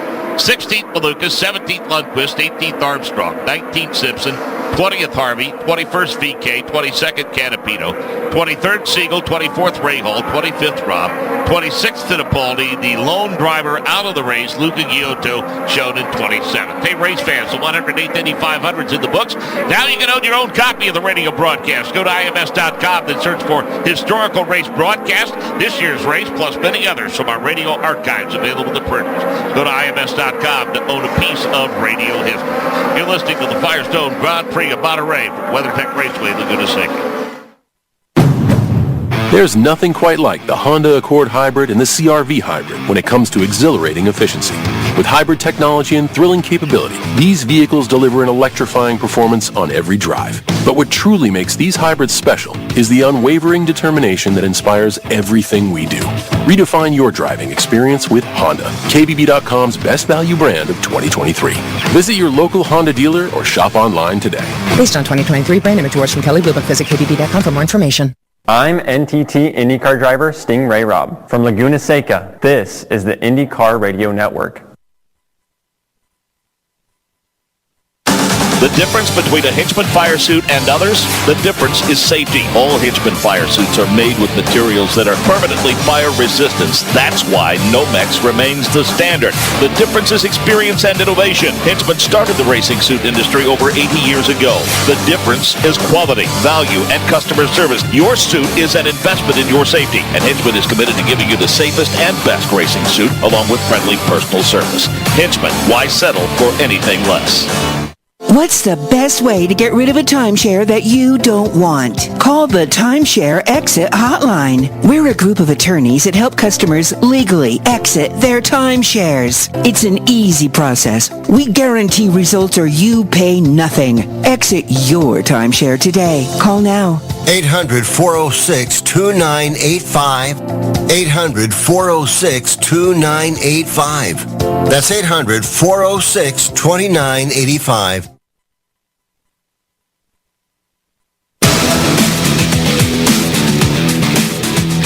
The car of Santino Ferrucci, sixth position for blocking the number 20. So, Davey, it's been a bit of a difficult weekend for Santino Ferrucci. He had a dust up earlier with Romain Grosjean. Yeah, and I talked to him about that earlier, and he goes, God, I was coming through the corkscrew. I just trying to get out of his way. I came out on cold tires. They don't want to hold anybody up. I came out the corkscrew, turned to the left to get out of his way. Well, that happened to be where Grosjean was going. They penalized him for it. So on his mistake, he told me he wasn't doing it. But now they got him again for penalizing. That's unfortunate because Ferrucci, that 13th spot, is going to lose a lot of ground. Okay, Alexander Rossi, Alex Palou, Jake Query. Good battle for second in front of you. Alex Palou has already gotten into the point where he is reintroducing himself to the top two runners in this race. Colton Herta has about a 10-car length advantage over Rossi, but Rossi has his mirrors full of Alex Palou, who really was able to draw in off of turn number 2. Rossi was able to get a little bit of breathing room between 2 and 3. Then between 4 and 5, Rossi now about 4 car lengths, Nick, over the very hard-charging Alex Palou. Those Firestone tires on Palou's car are 18 laps fresher. That's why he's been taking big chunks out of the race lead. Now can he pass Colton Herta and Alexander Rossi? He is hounding Rossi out of the corkscrew mark, separated by just 2 car lengths. And you know Colton Herta is saying, please mix it up, boys, so I can open up this gap a little bit. It's at 9/10 of a second. It was about 3.1 seconds, just about a half a lap ago. Alex Palou is all over Alexander Rossi into turn number 11. Colton Herta with a clean exit. Here comes Alex Palou. He'll crest the hill to the start-finish line in pursuit of Alexander Rossi into turn number 2. And this time he is able to get inside of Rossi, and Rossi has to watch Palou go past as they work their way into turn number 2. So Alex Palou now has clear sights on the leader, Colton Herta. He now has gotten himself a 3-car length advantage over Alexander Rossi. Herta is the leader, but he knows that Palou is charging. It's 10 car lengths right now for Colton Herta, working his way through turn number 5, but his mirrors behind him, Alex Palou getting larger and larger and larger, Nick. Yeah, and Alexander Rossi can only watch Palou get smaller and smaller out of the windscreen of that car because he's already lost about 8 car lengths chasing after the second place running car of Alex Palou. Now, Palou, the 2-time champion, sets his sights on Colton Herta. Mark, he's already got it down to 3 car lengths in the corkscrew. It was 1.2 seconds when he made the pass on Alexander Rossi, and he already has it down to 7/10 of a second. He went through that Andretti hairpin, and it looked like that car was flat out glued to the racetrack. We'll see if he can pull up on Colton Herta this time. It's down to 5/10 of a second now as they crest the hill past the start-finish line, head back to Jake Query. Feels like a fait accompli that Palou is eventually going to do to Colton Herta what he did to Alexander Rossi, and this is the area of the racetrack in turn number 2 where he was able to do it on Rossi. Not this time by for Colton Herta. Herta enjoys at the moment, if you can call it that, a 3-car length advantage, but it shrinks even more into turn number 4 because Palou is on the charge. Herta swings just a little bit wide, setting up for turn number 5. Alex Palou is on the rear wing of that Cambridge machine. Yep, chasing after that yellow and black Honda for Colton Herta and Andretti Global. It's the Ganassi machine of Alex Palou. He's about a car length behind, stalking him to driver's left, swinging it back to the right as they set up for the corkscrew. No need for Alex Palou to force the issue here. He knows he has the faster car. Back down the hill they head, Mark. Nose to tail battle for the race lead here at WeatherTech Raceway Laguna Seca. Herta's been a back-to-back winner here. Palou has been a dominant winner here. Scott Dixon was the winner a year ago after those two won over a 3-year period. They get together. Nose to tail, we should say, at the exit of turn number 11. Looks like Herta was able to make a little cleaner exit off the turn. So the advantage is 0.4 of a second now as they head to turn 2. In fact, it was Alex Palou that prohibited Colton Herta from winning 3 straight at Leguna Seca. What he's trying to do now is get himself into position where he denies him winning today. They're about to go through an area with a lot of dust brought up by Linus Lundqvist talking about turn number 4. But when they come in, when the dust clears, what you see is virtually one car. Colton Herta with Alex Palou right on the rear wing, working his way through turn number 5. Palou down to the middle of the racetrack, trying to draw a beat on Colton Herta. Colton Herta and Alexander Rossi both haven't won since the 2022 season. Alex Palou, he last won in May at the Indianapolis Motor Speedway, and he's got a great charge headed to the corkscrew. He moves to driver's left, and he gets the pass done, heading to the braking zone of the corkscrew. What a move by Alex Palou. He'll dart that rainbow car out of turn number 9. Mark Jane's new leader. It's the 2-time champion. And now that he's made the pass, he is starting to check out. He has already opened up the lead to 0.6 of a second. Alexander Rossi continues to fade, so we'll reset the top 10 here with 64 laps complete now. It's Palou, Herta, Rossi, Kirkwood and Will Power, McLaughlin, Grosjean, Dixon, Newgarden, and Rosenquist. That DHL machine, Davey Hamilton, is flat hooked up. It is flat hooked up, and right now, the farther he gets away, got to remember, he's got a lot of fuel. He can go full ridge. Colton Herta and Rossi, Kirkwood, they're all going to pit here momentarily. He still can cut some fast laps, and they all got just one more stop left. So huge advantage for Palou right now. And Michael Young, you've got your ear on the pit box of Colton Herta as terms of what their plans may or may not be moving forward. Correct. Rob Edwards just got on the radio, and all he said is 4. So my guess is 4 more laps, and they will bring Colton Herta in for the final time. Remember, the leader, Alex Palou, will still need 1 lap as well. So how will this all play out as we see Colton Herta's crew? Looks like they'll have primaries for that final stop. So it's Palou, Herta, Rossi, Kirkwood, and Power, McLaughlin and Grosjean, Dixon, Newgarden, Rosenquist the top 10. Lundgaard is 11th, Award is 12th, Ericsson 13th, Malukas 14th. 15th Armstrong, 16th Ferrucci, 17th Rasmussen, 18th Simpson, 19th Canapino, 20th Harvey, 21st Siegel, 22nd VK, 23rd Robb, 24th Rahal, 25th Fittipaldi, 26th Lundqvist, the lone driver out of the race, 27th Luca Giotto. There have been 4 leaders and 6 lead changes, 2 cautions for 5 laps. Again, lap 65, Firestone Grand Prix of Monterey, WeatherTech Raceway, Laguna Seca. This is IndyCar Radio. Find and follow us on Amazon Music. NTT is a leading global technology company. As the official technology partner of the NTT IndyCar Series, we're innovating to shape the future of IndyCar by creating digital-first experiences that bring fans closer to the action. Download the IndyCar app and discover how smart solutions drive the sport forward. Visit global.ntt/NTT IndyCar. This is NTT IndyCar driver Pietro Fittipaldi. From WeatherTech Raceway Laguna Seca, this is IndyCar Radio Network. Know someone with a drinking or drug problem? Learn how to get sober after we share these stories. I was 35 with 2 beautiful children when my life and addiction started to spiral out of control. After my divorce, I went into a depression cycle and started drinking more often and using prescription drugs. After my second DWI and arrest, my ex-husband threatened to take our children away from me. I was 17 when I became addicted to heroin and meth. I thought I could quit on my own, but I couldn't. It hit me when I was arrested. Get sober now. Your private insurance may cover costs and we'll get you here. It's simple. Just call Elite Rehab Placement right now. Please, don't wait. Your life matters to us. 800-958-2155. 800-958-2155. 800-958-2155. That's 800-958-2155.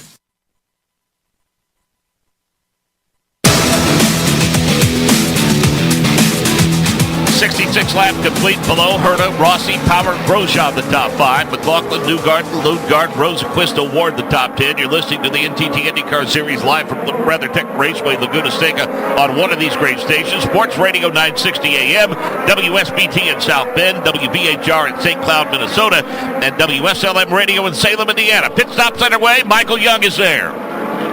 Final stop of the day for Colton Herta. They'll go to those primary tires. They'll have a tear off. Nick Allen gives him the thumbs. He's away in 7.4 seconds. We also see Will Power on pit road. We see the car of Scott McLaughlin on pit road. Let's go to the other end. Check in with Dan Rusanowski. Well, Colton Herta went to primary blacks, and it was a sticker set for the final run for him. Now we see several others going out. Lundgaard coming out, also Simpson, and those are both guys that are involved in the end of the race. Updates from pit road brought to you by Shell, the official fuel of the NTT IndyCar Series. Back to Michael Young. Scott McLaughlin, Alexander Rossi, they both came in when Colton Herta came in. They went to the alternates, I should say. Brand new sets of alternates for both of those drivers. So Mark Rossi with Reds, McLaughlin with Reds, Colton Herta went with the primaries for that final stint. So, Davey, we see Alex Palou on the front straightaway now, completing lap number 68. Let's talk about where the pit strategy settles in for Palou, Grosjean, Newgarden and company. Well, what happens now, just watch lap times, and if Palou and Grosjean, Newgarden, they start losing ground on Herta, which would be the one leading it right now. If you start losing time, they should pit at that point because they already they have a nice lead, especially Palou. Back to Jake. Christian Rasmussen might have just held up Alex Palou because as he was coming into the area of turn number 2, he got off the track, got right in front of Palou. Palou had to check up. Now he's going to work his way around Rasmussen. But, Davey, the bottom line is we've been talking about how Palou wants to build up in those leads. He's caught up now behind Christian Rasmussen, so that might cost him some of that valuable time before he has to pit again. Yeah, that's right. Rasmussen's not doing him any favors whatsoever right now, slowing him down a lot. Matter of fact, he is definitely not going to be happy with him. You got a lap trying to stay on the same lap, but he'll get by him down this front straightaway, it looks like right now, but holding him up a lot of time now. That's where they're going to have to watch, as I was saying, is lap times. If he starts losing lap time to Colton Herta, to Rossi, Power, those guys, then he needs to absolutely pit. Well, he's lost 3 seconds, and now finally, Jake Query, he gets his way around Rasmussen down there in front of you. He works his way around, but that was a lap that Alex Palou would probably love to have back because that time is going to drastically drop at a time when he needed to be laying down very, very good times. He is pulling away now from Rasmussen, has open track in front of him, but Alex Palou took probably about 3/4 a lap longer than he wanted to have to work his way around Rasmussen, who had that issue in turn number 2. Yeah, he had Palou just ran a lap at a minute 12.2, and the other drivers are running a minute 10. The problem, Mark, is Christian Rasmussen botched the exit of pit lane. He's going to have a drive-through penalty. So that was a mess for Palou, much bigger mess for Christian Rasmussen, who's going to fall to the rear of the field. So we have our eye now on the leader, Alex Palou. He has led 27 laps all the day. Works his way off of turn number 9, now setting up for the right-hander, which is turn number 10. And it looks like that enough is enough for Alex Palou. He's going to come to pit road, and now, as the final stop is underway on the afternoon for Alex Palou, and Michael Young will welcome the DHL machine to pit road. And they have to be money on this final stop. They will go to a used set of primary tires. They come off of those Reds. Good stop thus far. They'll take a tearaway off. They'll take a full turn out of that front wing. A 7-second stop for Alex Palou for the final time. I don't see anybody coming out of turn number 11 at this point. And, Davey, it looked like the timing was perfect for Alex Palou. Although we do have a car off course, it's the 41 machine of Stingray Rob. Yeah, it is absolutely perfect no matter what. Even if the yellow was to come out right now, he's way ahead. I mean, Herta's not even anywhere in sight right now. Stingray Rob was able to get his car fired, just going up the hill, trying to stay out of the way of everybody. Not a good day for Stingray. But Palou, I mean, he's going to have a huge lead. Shows Newgarden leading the race right now, but he still has to pit. Palou only 4 seconds behind him. But right now, I mean, he has a huge lead. I mean, he's dominating this race. Let's go to pit road, check in with Dan Rusanowski. Pato O'Ward going in his final stop with a new set of blacks. He's in the top 5, wants to stay there, got out without incident. So Pato Award, we'll find out where he cycles back in. Looks like they're going to work him back in around that 17th position. So Joseph Newgarden is currently shown as the leader, but Davey, again, to kind of reestablish where we are, the timing was perfect for Alex Palou and that DHL crew.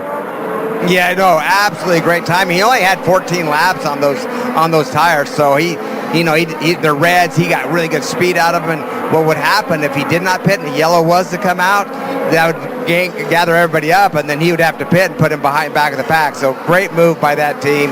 Obviously, the great move was, it was a move of the race, really, to leave him out, and he was good enough driver to make sure that he got a big lead and came out third, but had new tires, was able to pass Herta. So if you look at Newgarden and then you look at third place running David Lucas, Armstrong, Ferrucci, Davey, all those guys have to pit. So if you're going to go back and look at somebody on the same pit cycle, it's Colton Herta, who's currently running in the 6th position. When all of this is done, he hopefully will cycle back into that 2nd position, but it looks like the lead right now is about 10 seconds for Palou over Colton Herta. Yeah, so right now he's getting ready to cross the line right here, and you're right. It would cycle Herta into 2nd. Rossi was doing a great run today in that 3rd position, and they would cross it. Right now, they crossed the line, not yet, getting ready to, about 16 seconds behind. So 71 laps complete. Joseph Newgarden is your leader, but not for long. He'll have to pit again soon. Alex Palou would then cycle back to the lead, and Palou would be in 2nd, and Malukas, Armstrong, and Ferrucci the top 5. Let's pause 10 seconds for station identification. This is IndyCar Radio.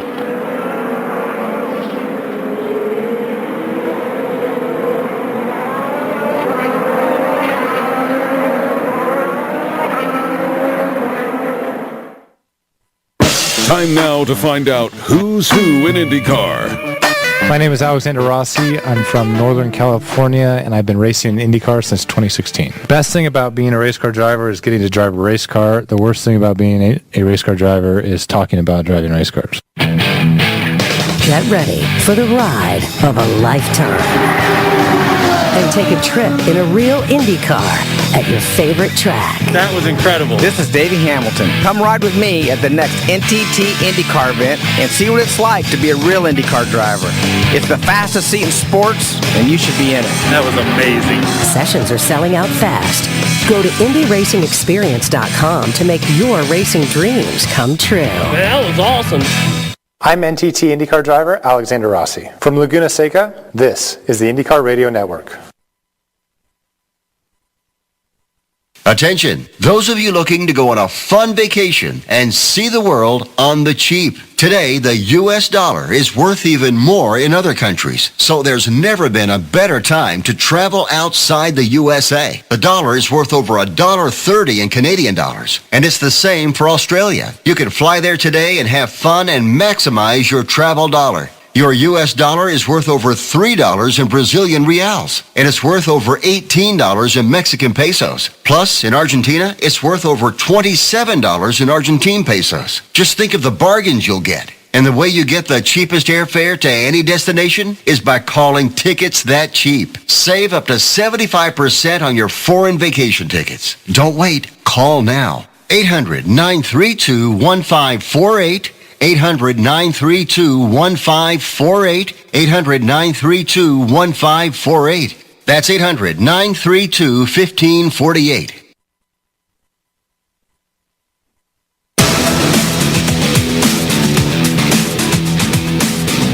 They're dying. The tires are dying. Tires are dying. Copy, tires dying. Copy, tires dying. We'll likely have to go to primes for the end here. That's Pato Award currently running in the 11th position, but jQuery issues involving Marcus Armstrong and Christian Lundgaard. Marcus Armstrong got help from Christian Lundgaard to get him going in the wrong direction. And so as a result, Marcus Armstrong's car got into the dirt at the exit of turn number 4. He tried to spin it around, but then lost power. So he now sits perpendicular on the outside lane of the racetrack. But Mark, they're going to have to come out and do something to get Marcus Armstrong back on track. And so, as a result, that will bring Joseph Newgarden onto pit road, and looks like Linus Lundqvist is also going to head to the pits. We also see one of the Ed Carpenter racing cars coming to pit road. So Joseph Newgarden was your leader, but we knew he needed one more stop, which would then cycle the lead back to Alex Palou, as we are under full course caution now as Joseph Newgarden comes onto pit road with Marcus Armstrong's race car sitting still on the racetrack. Let's go to Michael Young. That might have been the best call of the day, or the luckiest call. Full turn out of that front wing, and 7 seconds for Joseph Newgarden down and away. He got onto pit lane before the caution came out. How about that, Davey? Well, you can look at it both ways. He's in a not a good spot, pretty dangerous, and you'd think they'd throw the yellow right within, but they waited for some cars to pit before they threw the yellow. Marcus Armstrong, what I can say there is, hey, you came out of the pits on cold tires, you got a guy behind you that's catching quick, you should give up the lane, just give up that corner, who cares? He blocked him going down into turn 3 pretty heavily. Matter of fact, Lundqvist was being nice, really, kind of goes underneath of him, drag races down there. You know you're going to get past on those cold tires, but Armstrong, he decided to hang in there and got pushed off track. And Nick Yeoman with 20 laps to go, and that caution, the timing of it allowed Joseph Newgarden to cycle back into a pretty good position. That was a stroke of luck, Mark. Davey's absolutely right. Very surprised that caution took so long to come out, and it benefited Joseph Newgarden in a big way. Looks like, Mark, he's going to cycle out second behind Alex Palou. So big winner there appears to be Joseph Newgarden. Let's go back to Michael Young. And the radio happened as quickly as that incident happened. Tim Cindric got on and said, pit now, pit now, pit now, pit now. And by the time he got halfway down this pit lane, that is when the caution lights come on. So a stroke of genius, but a bigger stroke of luck for the Hitachi Chevrolet. And Davey, there are about 4 drivers there with cat-like quickness and reflexes, because Marcus Armstrong spun right back across the racetrack into oncoming traffic. That could have been a huge incident right there. Got so lucky when he spun across the track. 2 cars did a really good job by not hitting him. And that's one of those still where he, he kind of caused that to himself. When you come out on cold tires, you got to know, you got to give up some position sometimes. And he'd been better off to give up one position than getting shoved off the racetrack and going a lap down. I really feel bad for Marcus Armstrong, Nick Yeoman. He is a kid that really, quite honestly, is to the point now to where he just needs some luck. He's going to go a lap down and drop to 25th. He was poised for a top 10. Had a great start and a promising day going right for him at Road America. And I know Chip Ganassi, Mike Cole, all of that organization very high on this kid. Yeah, I think the pace is there. We see that as he is consistently contending now to make Firestone Fast 6 and start in the front half of the field. And again, it looks like, got that first podium at Detroit a few weeks ago. So he is certainly coming and developing nicely as a driver. Just his second full-time season. So he's been doing a really nice job. And as you mentioned, a little luck comes his way. I think he's a future IndyCar winner. And Dan Rusanowski talking about Ganassi Racing. Mike Cole, been part of that organization for many, many years, and it provides us tremendous insight, tremendous access each and every year, each and every race weekend. Mike Cole, one of the good guys in motorsports, and this is a special weekend for him. That it is, Mark. It's his 32nd anniversary today, being with the Chip Ganassi racing team. And as we all know, whenever we go to Mike Hull, whether it's on the morning of the first practice, whether it's in the middle in the heat of battle in the race, he always has something insightful to say. He always has something that's very, very adeptly presented, and he's somebody that is universally accepted. Let's go to Michael Young. Well, Tim Cindric, I don't know if that was a stroke of genius or a stroke of luck, but you guys got in before the yellow came out. Well done. Yeah, obviously we were fortunate enough to get in there. We were able to go probably 3 or 4 more laps from where we were there. So our goal was to be able to hop the 26 car. It's a case of never die, right? You never give up, and Joseph put in some really good laps there, both this stint and last stint, while the other guys had to pit there for fuel. Great job. I thought it was used primaries he's on? Right now we're on new primaries. Primaries. Yep, primaries all day, so here we go. There you go. Best of luck the rest of the way. Thank you. That's Tim Cindric. He calls the shots for Joseph Newgarden. Stroke of genius and a stroke of luck all in one row. Well, you can use a little bit of that when you're attempting to win a championship, because Davey Hamilton, he was 8th in points coming into the race weekend, and just that single move has vaulted him up to 5th in points. But most importantly for the rest of the field, let's not forget, the Master of the Ovals has 5 oval races remaining on the schedule.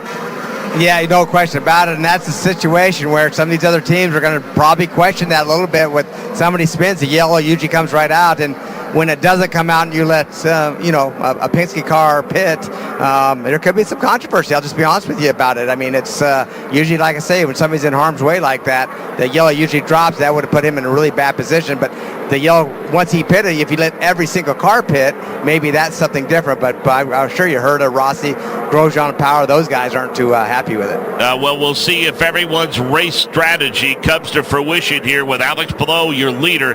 He has led 30 laps on the day, and as they work their way off of turn number 6, they will start that uphill climb toward the corkscrew, and the lights are out on the pace car. Nick Yeoman, give us a roll call of the top 10. It's going to be Alex Palou. He pitted, again, 7 laps ago. Joseph Newgarden with those fresh tires is going to restart second.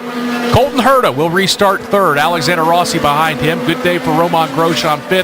Rest of the top 10 mark, Will Power 6, Scott McLaughlin 7, and it's Kyle Kirkwood, Scott Dixon, and David Malukas. Yeah, David Malukas continues to impress. I mean, he's dropped back to 14th or 15th, but the crew has been spot on the strategy, and he currently runs in the 10th position. His first time back in a race car in a competitive situation this season, and a lot of folks are going to be happy for David Malukas regardless of how this thing turns out. Romain Grosjean, good day for him. Be a second straight race inside the top 10. He's currently running in the 5th position. So Joseph Newgarden, 5 laps newer on those tires. We'll see if he has anything for Alex Palou and the rest of the field as Palou, Newgarden, Herta, Rossi, and Grosjean head to turn 2. At least into turn number 2, the answer to that question is no. Best battle may be that of Alexander Rossi trying to get his fellow Californian Colton Herta, but not able to make that move through turn number 3. Leader is Alex Palou, extending a little bit over Joseph Newgarden. We'll call it 8 car lengths before you get to Newgarden. Then behind him, it's Herta with Rossi right there. Then Romain Grosjean. Then right behind that, it's Will Power, but his teammate Scott McLaughlin going to go side by side. Punt Power to the outside. Power gets sideways. McLaughlin spins as well. McLaughlin's going to be able to get that car going forward and blend back into traffic, but he's going to lose all kinds of real estate out of turn number 5. Well, if Team Penske was fortunate with Joseph Newgarden, then not so much for the other 2 teams, as McLaughlin and Power pretty much take each other out. McLaughlin gets the worst of it. Mark, they're trying to go 3 wide through the corkscrew. Christian Lundgaard is going to dive bomb through the sand. He's going to lose a ton of spots. Wiggles that car back into the racing line. Looked like Santino Ferrucci was in that as well, along with David Malukas. That got wild, and now Christian Rasmussen's off the racetrack as things are getting crazy with 17 to go. Davey, it all started with, quite frankly, a pretty aggressive move by Scott McLaughlin on his teammate Will Power. Yeah, especially on his teammate like that. You just don't do moves like that. As far as I mean, he was not there. He just ran right inside of Power and took him out, spun him out. But Power, he lost a lot of ground, fell from that 7th position back down to 9th.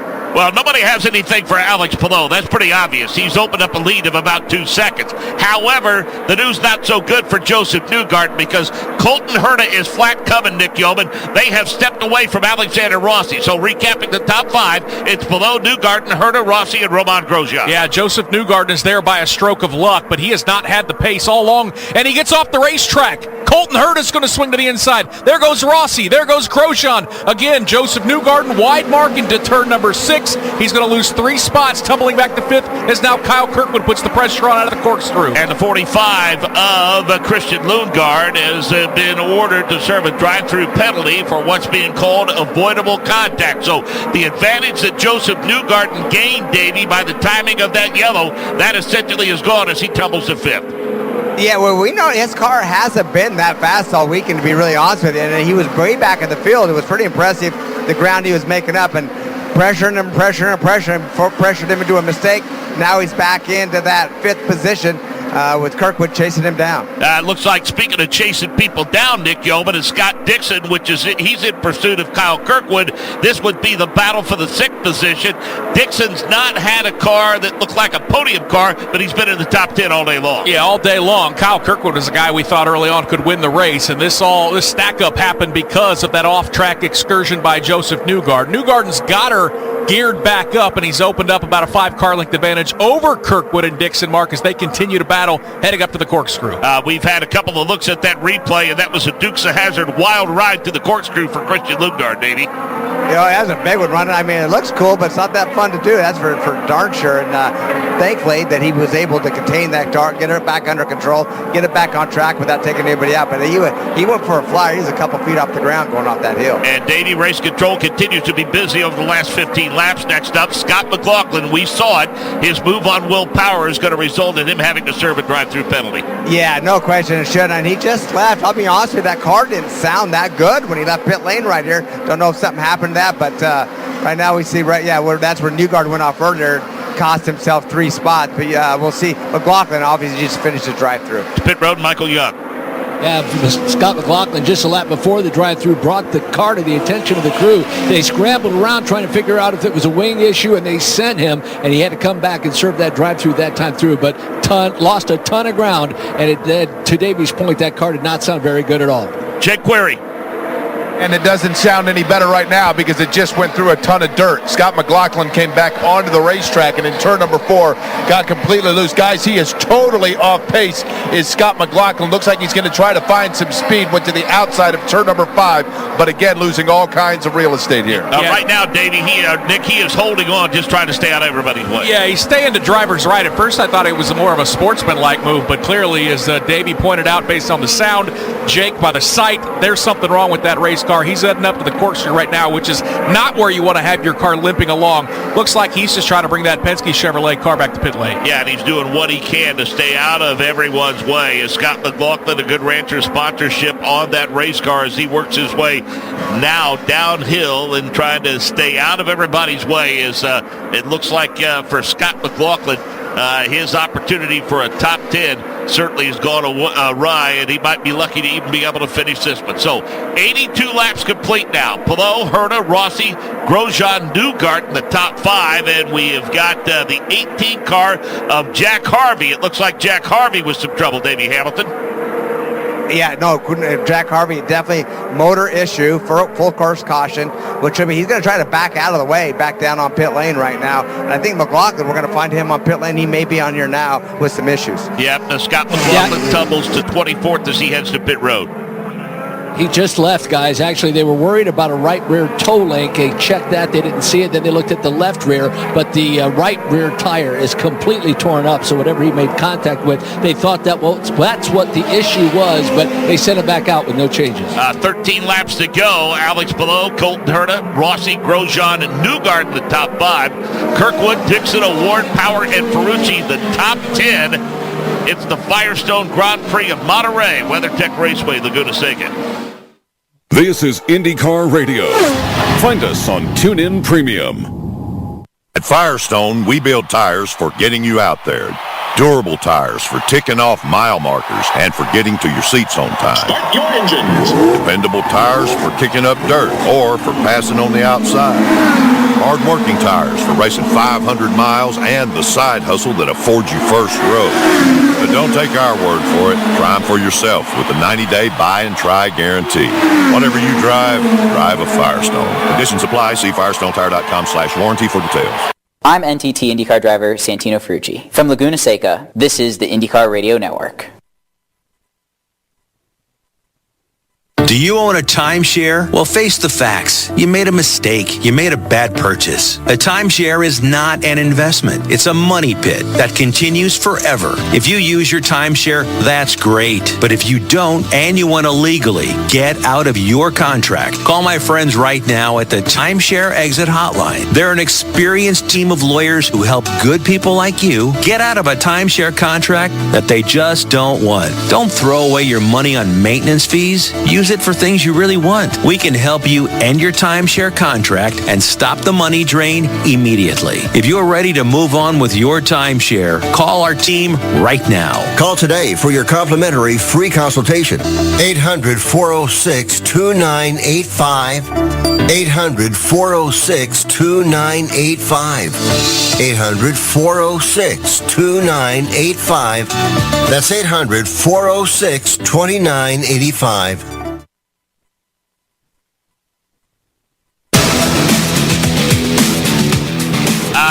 10 laps to go next time by. Full field rundown. Below your leader, Herta, Rossi, Grosjean, Newgart.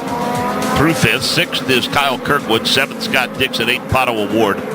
9th, Will Power. 10th, Santino Ferrucci. 11th, Marcus Ericsson. 12th, Felix Rosenquist. 13th, Kiffin Simpson. 14th, Augustin Canapino. 15th, Nolan Siegel.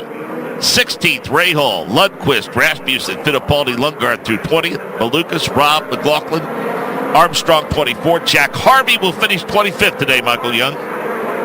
Jack, when it's not your day, you're not your day, and you had nothing to do with that. Just a mechanical issue. Is that what it was? I mean, there's a bit of smoke coming out of the back of the motor, unfortunately. I could feel it coming outside on the exit of 9. And then felt it when I went to power on the exit of turn 11. So unfortunately, it's just one of those things that happens. And so, yeah, not sure what else to add to that, unfortunately. Unfortunate. We'll see you in Mid-Ohio. All right, mate. See you then. That's Jack Harvey. Renus VK will finish 26th today. Luca Giotto completed just 34 laps, and he will finish 27th. 5 leaders, 8 lead changes. 4 cautions for 10 laps. Below has led 37 laps today. Kyle Kirkwood has led 24, all of those early. Alexander Rossi has led 10 laps. Colton Herta 8. Newgarden 5th. The races have gone away. Late in the race, Christian Lundgaard tumbles to 20th, and Scott McLaughlin shown a lap down in the 23rd position. Both of those drivers were poised for top 10s. Question is, everybody on the same tires up front, below and Herta. Rossi's on the alternates. We'll see who has what, as it looks like Colton Herta got a great jump, and they'll go side by side into turn number 2. By side into turn number 2 go Alex Palou and Colton Herta, but for now it is Alex Palou that is going to win that battle as he works his way holding off Colton Herta. Herta now might have the bigger issue with Alexander Rossi just behind him, with Alex Palou setting the pace now into turn number 4, and again about a 4-car length advantage over Colton Herta. Then it's Rossi followed by Romain Grosjean and Joseph Newgarden, but the leader is Alex Palou as he sets sail out of turn number 5. Boy, just amazing. Alex Palou was able to shake off that bobble out of turn 11 on the restart, fend off Colton Herta, and has already opened up a 7/10 of a second advantage over Colton Herta. Herta sits in the 2nd spot. Rossi gives chase. Grosjean sits 4th. Newgarden watches them all mark in 5th as they head to the corkscrew. Now he's already opened up a lead of 9/10 of a second, and after that charge by Alexander Rossi, he has his own set of concerns now as the car of Romain Grosjean got a pretty good run out of the corkscrew. Joseph Newgarden is trying to keep pace in the top 5. Kirkwood, Dixon, Award, Power, and Ferrucci, the top 10. Back to Michael Young. Yeah, just trying to salvage something at the end of this day. Scott McLaughlin, it was a broken toe link on the front right. That was a problem. They fixed it, and he's back out on track. Leader set up for the hairpin, Jake Query. The leader again is Alex Palou, the lead growing from the last time by, and then it is Colton Herta and Alexander Rossi, followed by Romain Grosjean. Grosjean making it interesting with Rossi for that final spot on the podium as it stands right now, but Alex Palou is starting to really separate from Colton Herta. Nick, he's got himself about a 12-car length advantage out of turn number 5. Yeah, and where all the action is just a couple cars further back as Kyle Kirkwood has his hands full with Scott Dixon, the multiple-time IndyCar champion. He's hounding him into turn number 6. Pato Award watching. Jake, we got a crash out of turn 5.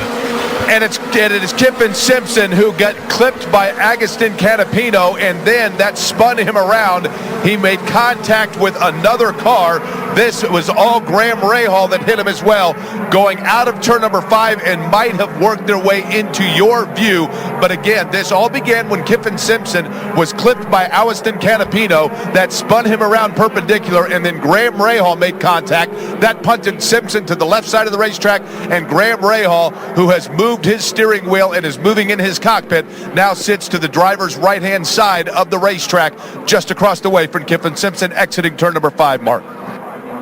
So, Nick Yeoman, those two got together. We saw Graham Rahal kind of favoring that right hand a little bit, and he climbs out of that Mobil 1 machine, and he is not pleased. Yeah, I think it says everything that's exactly where the AMR safety crew turned their attention to, because Graham hit that concrete wall to the outside pretty hard. He tagged Kiffin Simpson, and again, we saw Graham shaking off his wrist, damage to both those cars. They are both done. As Davey Hamilton, you're getting to see some replays of exactly what happened. Basically, Simpson, they were battling through that corner, turn 5, and he just lost it, turned around. Graham had nowhere to go, just clipped him with that right front tire, then it just shot him straight out to the outside wall. Now, he had some help, Kiffin Simpson did, and we've got to look at the replay. I believe that was Canapino, Davey, who got a piece of Kiffin Simpson's car, and he was the one that kind of upset the balance of Kiffin Simpson's car, which sent him into Graham Rahal. Well, I don't know. I don't think so, Mark. I think he just got loose. Canapino went underneath him. You missed the replay. You missed the replay earlier, Davey.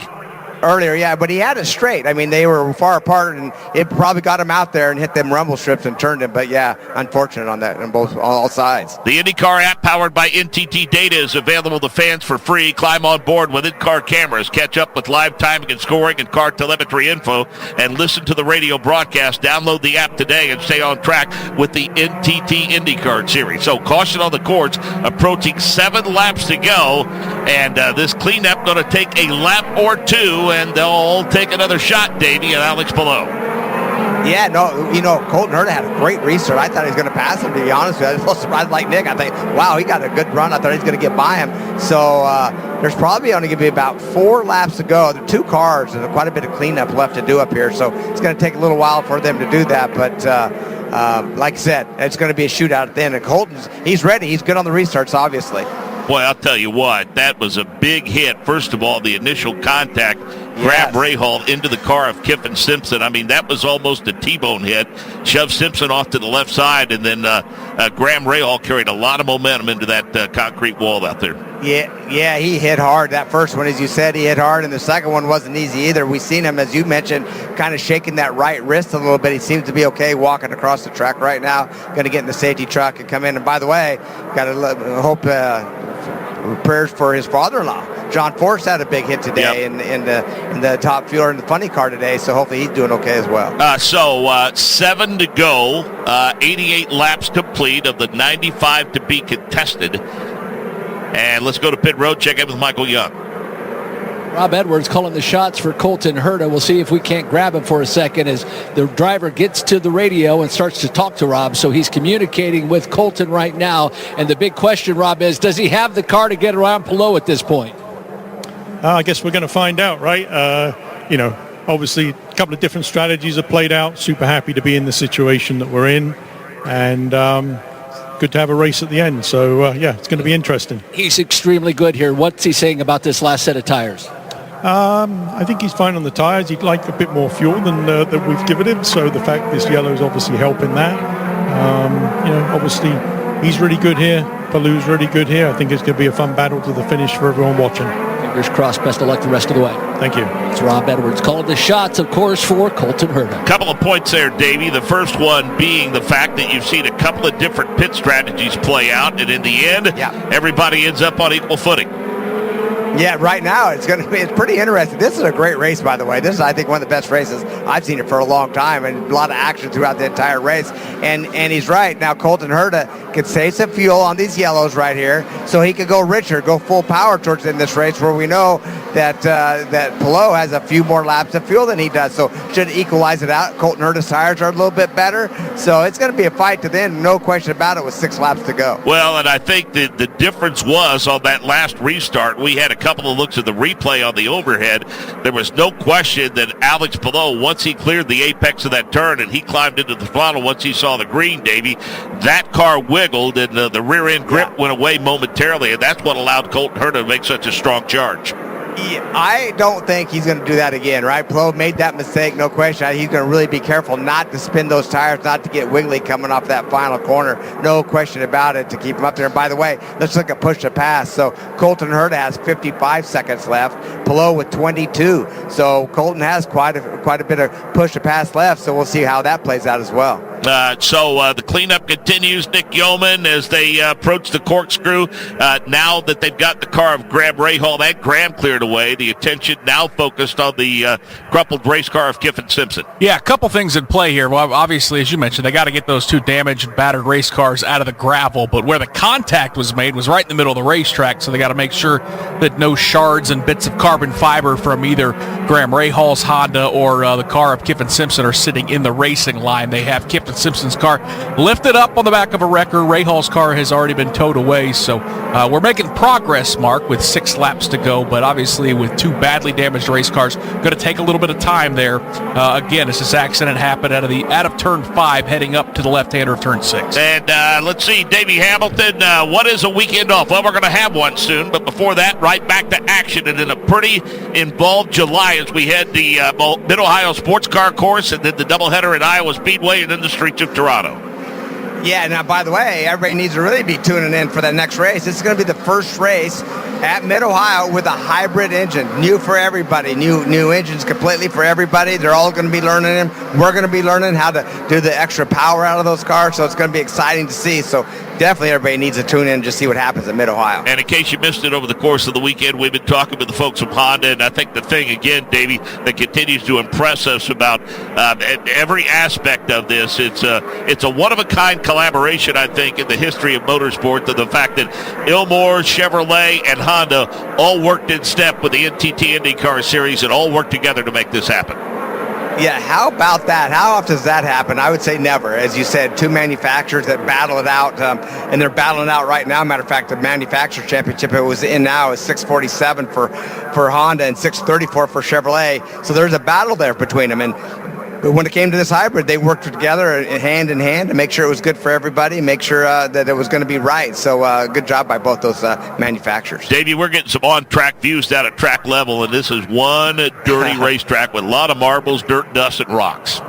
Yeah, and just the marbles of the rubber is pretty amazing. And it looks like the lights are out right now. It's going to be 5 laps to go. He's bringing them down slow, talking about Palou. Hurt is right behind him, and obviously Rossi is behind him. Those 3 are going to have a good start. And, Grosjean's going to be aggressive, and then Newgarden in that 5th spot trying to hang on, but it's going to be a good restart right now. So the pace car is off as they set up for turn number 11. You can't get any closer to Alex Palou without running into that rear attenuator. They come off of that tight final turn, and it's a really clean restart for Alex Palou. Fool me once, the old saying goes, and Alex Palou has a comfortable advantage already, but a pretty good battle for second place in front of Jake Query. Honda, pair of Chevys, and Alexander Rossi again tried to make a move on Colton Hurd off of turn number 2, but now he has Romain Grosjean in his mirrors. Just as they start to come to turn number 4, though, things do start to single file out just a little bit. Again, Alex Palou, 10 car length advantage, followed by Colton Hurd, then it's Alexander Rossi, Romain Grosjean, and Joseph Newgarden clean through turn number 5. Late dive by Santino Ferrucci on Will Power, trying to wrestle away that 9th spot. That pass attempt was unsuccessful. Ferrucci gets back in line and follows Power, and the rest of the leaders up the hill heading to the corkscrew. The lead for Alex Palou, Mark, already 1.1 seconds. Yeah, much cleaner restart for him, and now Colton Hurd has stepped away from Alexander Rossi a bit. Romain Grosjean with a comfortable advantage for the 4th position.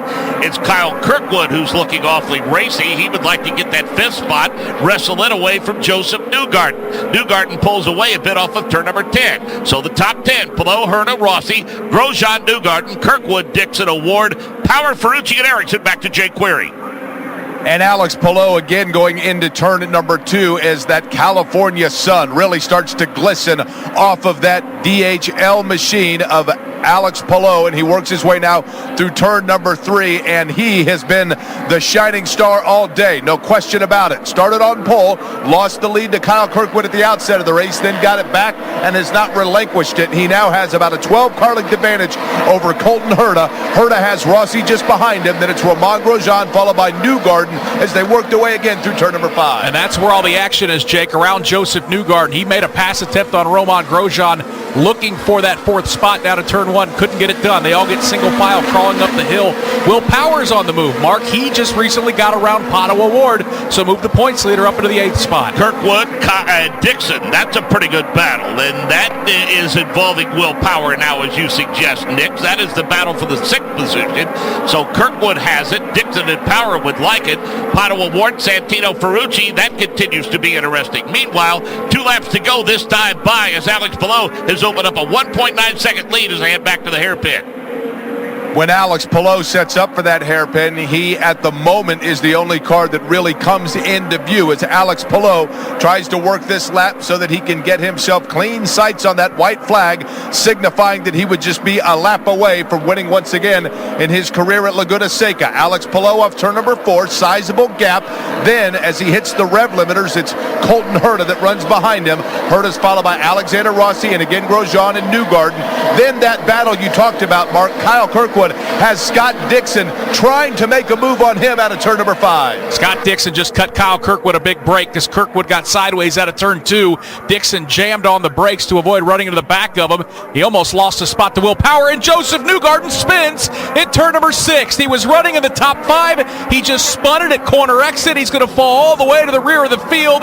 We're going to stay green for now, but Mark, the 2-time Indy 500 champion, the good luck just ran out with a lap and a half to go. And he will tumble all the way to the rear of the field, and he's able to keep it going. So Alex Palou sees the white flag with Colton Herta, Alexander Rossi, Romain Grosjean, and Kyle Kirkwood the top 5. Jake Query, Alex Palou hits the Andretti hairpin.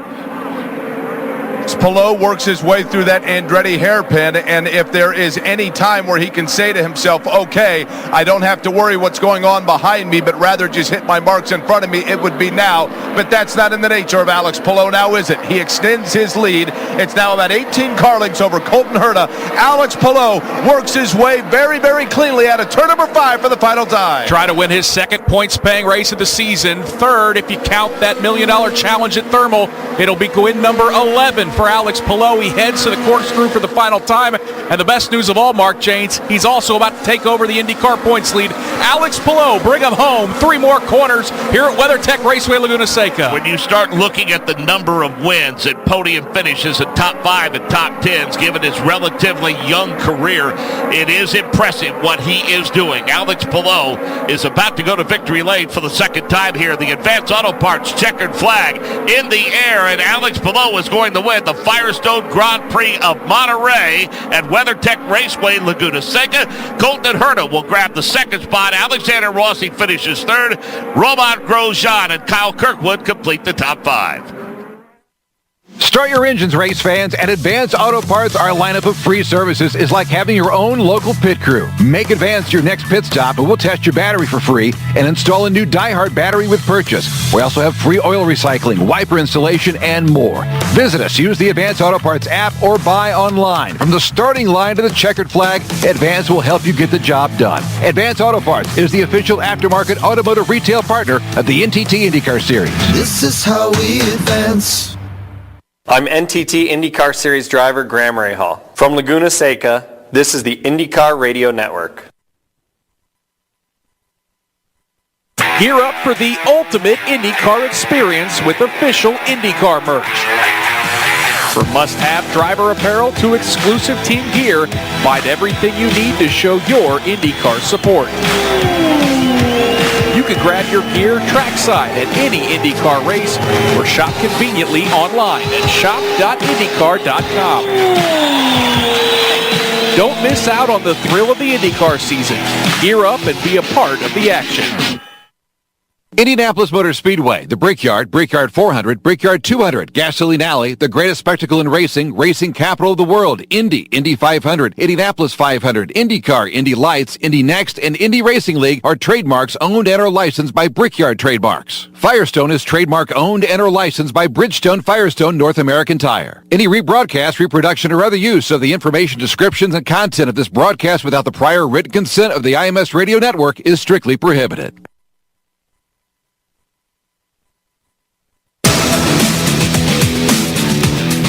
All right, congratulations. Let's go, boys. Thank you so much, guys. You guys did an amazing job. I'm sorry I put ourselves in a bad position there. Woo! 95 laps complete. complete. A very happy, understandably happy Alex Below and Davey Hamilton. The pit strategy is just a perfect weekend for Alex Below, all in all. In that strategy, he was the only guy to make it work. And by the way, he was able to get so much time, a second a lap, sometimes 2 seconds a lap over Herta, who ran second, and they made that strategy work. I don't know anybody else could do it, but he sure did. He did it again. Dominant win here, won by just 2 seconds. But like I say, we had a caution right at the end, but really good run by him. Pretty impressive. No surprise who's up front, other than, Pelot and Herta. They're the ones that dominate this place, it seems like. Great run for Rossi. And how about Grosjean? Finally getting a good finish, almost getting on that podium in fourth. And Kirkwood, we know he led some laps for a while. We know he had the speed to win this race, but the strategy just didn't work out. Yeah, a couple California kids going to be happy with the results. And Colton Herta and Alexander Rossi finishing on the podium. You talk about Grosjean. Kyle Kirkwood's been solid all weekend long. He finishes fifth. Scott Dixon with a solid run. Will Power, remember Davey Early, he tumbled pretty deep in the field, had to rebound, get back to 7th position. Yeah, the first lap, Mark, he was dead last. I was watching, just looking out the booth, and just happened to looking back. I go, oh, that's Will Power in the back. So coming from dead last to 7th. Wow, what an impressive run. A.J. Foyt going to be happy with Santino Ferrucci, Larry and company. Santino coming home ninth today with everything that he had on his plate. Yeah, got a little penalty there for doing a little block and staying on top of it. And hey, how about Ericsson right behind him in 10th? Yep. Top 10 finish for Ericsson. He went off track a lot today. We seen him go off 3, 4, 5 times, and he was able to gather it up, never touch anything, got back on. Not a good day for Rosenquist. He started up front, ran up front a lot of the day, but fell back. But man, let's give it out to Siegel, his first IndyCar race with that team in that 12th spot. Let's hear from Colton Herta. Yeah, Colton, obviously you had the car to win today, but short on the fuel at the very end. You were able to save, but not able to push. Yeah, that was a tough one. It was really unclear on what strategy was going to be better there, and I think we made the most out of the choice that we did. So I'm happy with the second place. It's a really good result for us here. Obviously, I really want to win at this place, and it hurts not to win here in front of this crowd. And so hopefully next year. Good news, you're up to 4th in points. It's not too bad. Good. All right, that's Colton Herta. We turn him over to the television network as we'll work our way down to talk to the rest of the top 5. Davey, the Manufacturers Championship. Good weekend for Honda. They lead 647 to 634 now. Yeah, so it's still tight. It's still there, but Honda had a great run today, getting the top 2, and then Chevrolet 3rd, 4th, and then Honda in that 5th spot. So still a good run. Let's go back to Michael Young. First stint was really good for Kyle Kirkwood. Then that first stop, for whatever reason, you drop back to the 5th, 6th position and not able to work your way back up, but still a top 5, a strong day for you today. Yeah, I'm really happy with the performance of the 27 AutoNation Honda today. We had a shot at winning again. That's 3 races in a row that we've given ourselves a shot. Unfortunately, I didn't get the biggest number in the world on that one stint. Felt like the tires were going away from me a little bit too much. So, yeah, that part's a little bit unfortunate, but good day overall. Yeah, we lost a little bit on the first stop, but it wasn't much. It was one position essentially, and we trickled back a little bit here and there. But we felt good at the end of the race. I thought we had a competitive car. We just weren't exactly in position for it at the end. So, but another top 5 to add to the book, so it's good. And it puts you 5th in points as well, so you keep moving up. Perfect, thank you. There you go. That's Kyle Kirkwood. Came home 5th today here at Laguna Seca. Full field rundown, but we'll interrupt to get to victory lane or others of the top 5. Pelot, Herta, Rossi, Grosjean, Kirkwood, the top 5. Dixon, Power, Award, Ferrucci, and Ericsson, the top 10. Rosenquist, 11th. Siegel, 12th. 13th, Rasmussen. 14th, Fittipaldi. 15th, Lundgaard. 16th, Malukas. 17th, Lundquist. 18th, Canapino. 19th, Newgarden. 20th, Stingray Robb a lap down. 2 laps down in 21st, Scott McLaughlin. 2 laps down in 22nd, Armstrong. Out of the race, 23rd, Simpson. 24th, Rahal. 25th, Harvey. 26th, VK. And 27th, Luca Giotto. Let's hear from a happy Alex Below. I don't think there's anybody happier in victory lane than Alex Pelot. You started on pole. We know how you love coming to California and getting great results. You take control of the championship standings, but it wasn't as simple as all that, was it? No, it wasn't. I did a terrible execution at the beginning of the race, lost the lead, then lost a couple of places again after our first pit stop. And yeah, the guys had to do all the work for me today. We went on a risky strategy, too risky, but for the position we were in, but it worked out. And the number 10 DHL Honda car was on rails all weekend and especially today. you sure had a rocket ship. But I wanted to talk about one pit stop where you came out on cold tires and managed to still pick up more of an edge on Colton Herta. How do you do that? Yeah, I think that was when we were on alternates. He was on primaries. That's also what got us at the first pit sequence when I got overtaken by Kyle and Colton. So, yeah, it's those tires make a difference. That's what makes it so exciting. So, yeah, I'm just super glad that we're here in Victorine. Well, we talked about this before the race, but what is it about you in the state of California? You seem to own the place. The weather and the people, probably. What are your thoughts on the upcoming race at Mid-Ohio? You've got the hybrid coming in. You've got a lot of other exciting things happening with IndyCar. Yeah, it's exciting. It's also exciting that we got the last win on a non-hybrid era.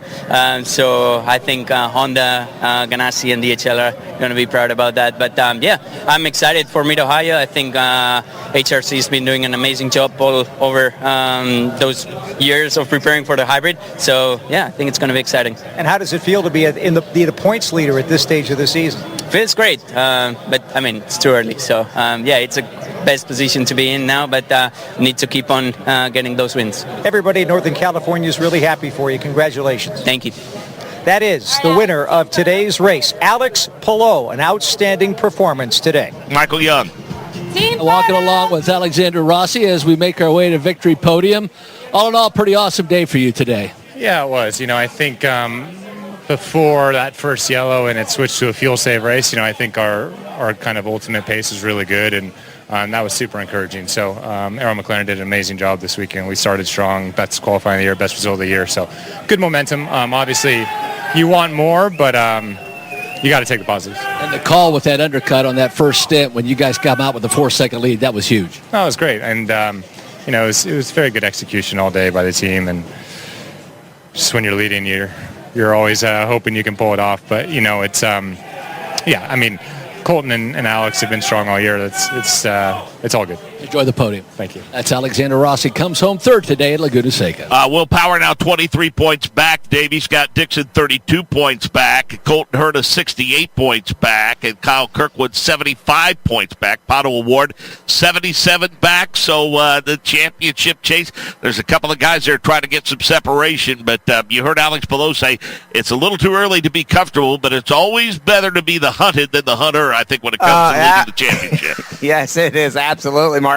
And, another thing, I always say at this time of the season, if you're within 100 points, you still have an opportunity. But I'm gonna stretch that out to maybe 104 points because we're getting ready to come to a lot of ovals. And Joseph Newgarden is so good on the ovals. He's in ninth position, 104 back, and you can't count him out because the ovals, he seems to dominate them. We won the 500 this year, so he could make up a lot of ground. The downside with that is he's got to pass 8 more guys. They have to have a little bit of bad luck while he wins those races. And Romain Grosjean got to be all smiles after a fourth-place finish.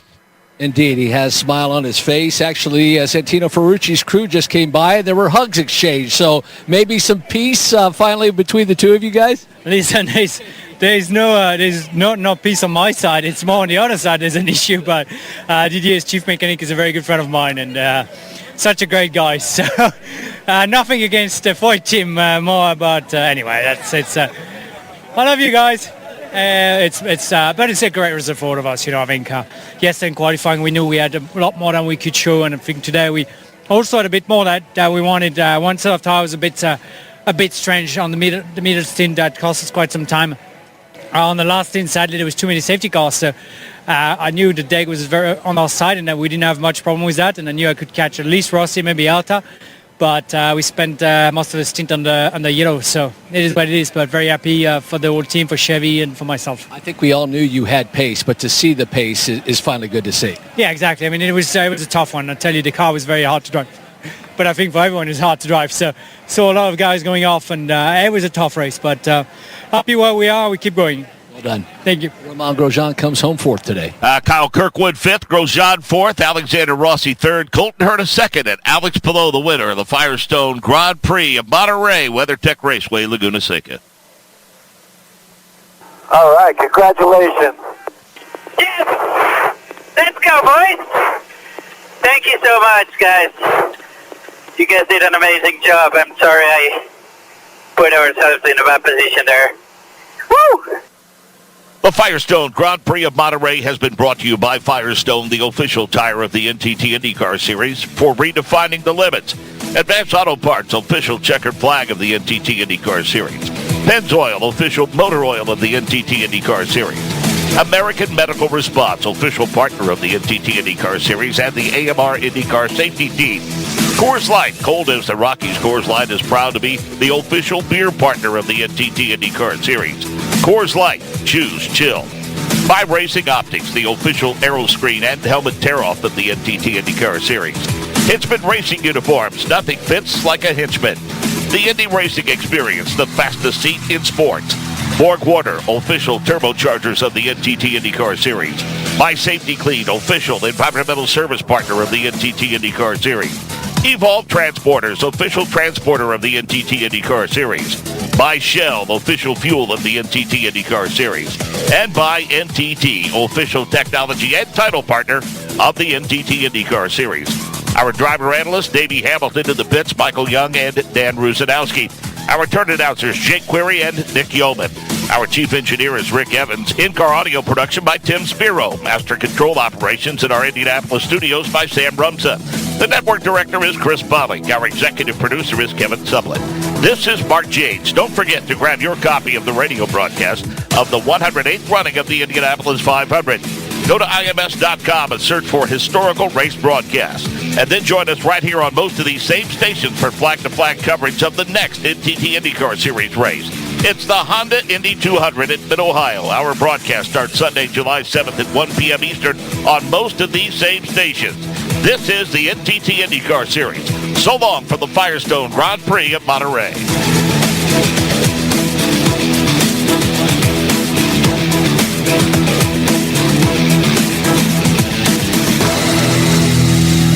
The preceding was an exclusive copyrighted presentation of the Indianapolis Motor Speedway Radio Network.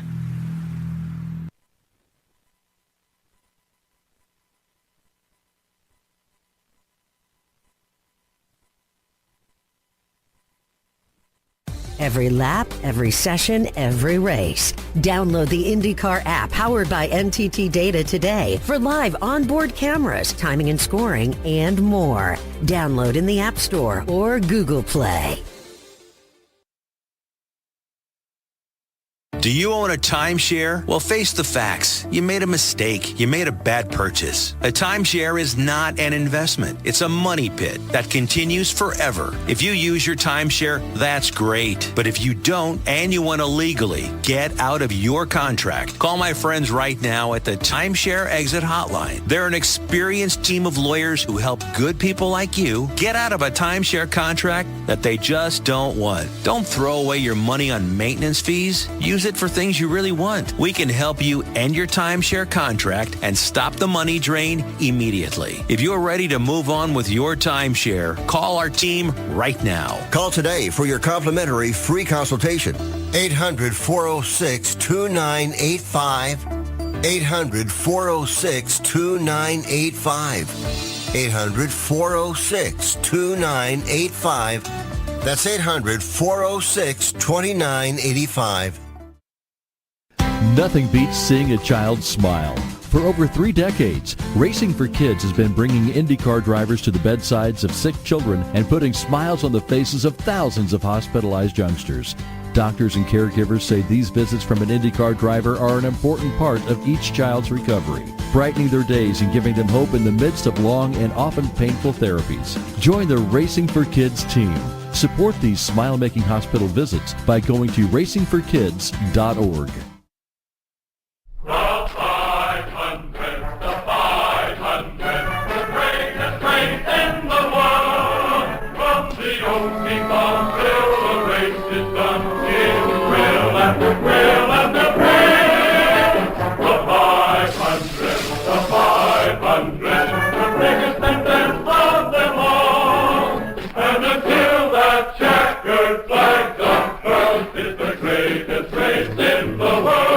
The opening quarter hour of the 500-mile race broadcast from the Indianapolis Motor Speedway is brought to you by Goodyear. This year, as in every year, for 51 consecutive years, more people ride on Goodyear tires than on any other kind. And by Autolite, makers of quality ignition parts for road and track.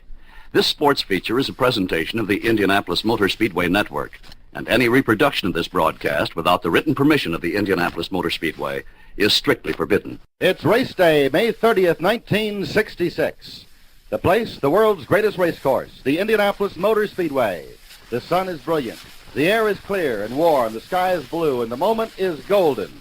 Good morning around the world from the Golden Anniversary 500, the 50th running of this automobile classic, bursting with tradition and color, which has no equal anywhere.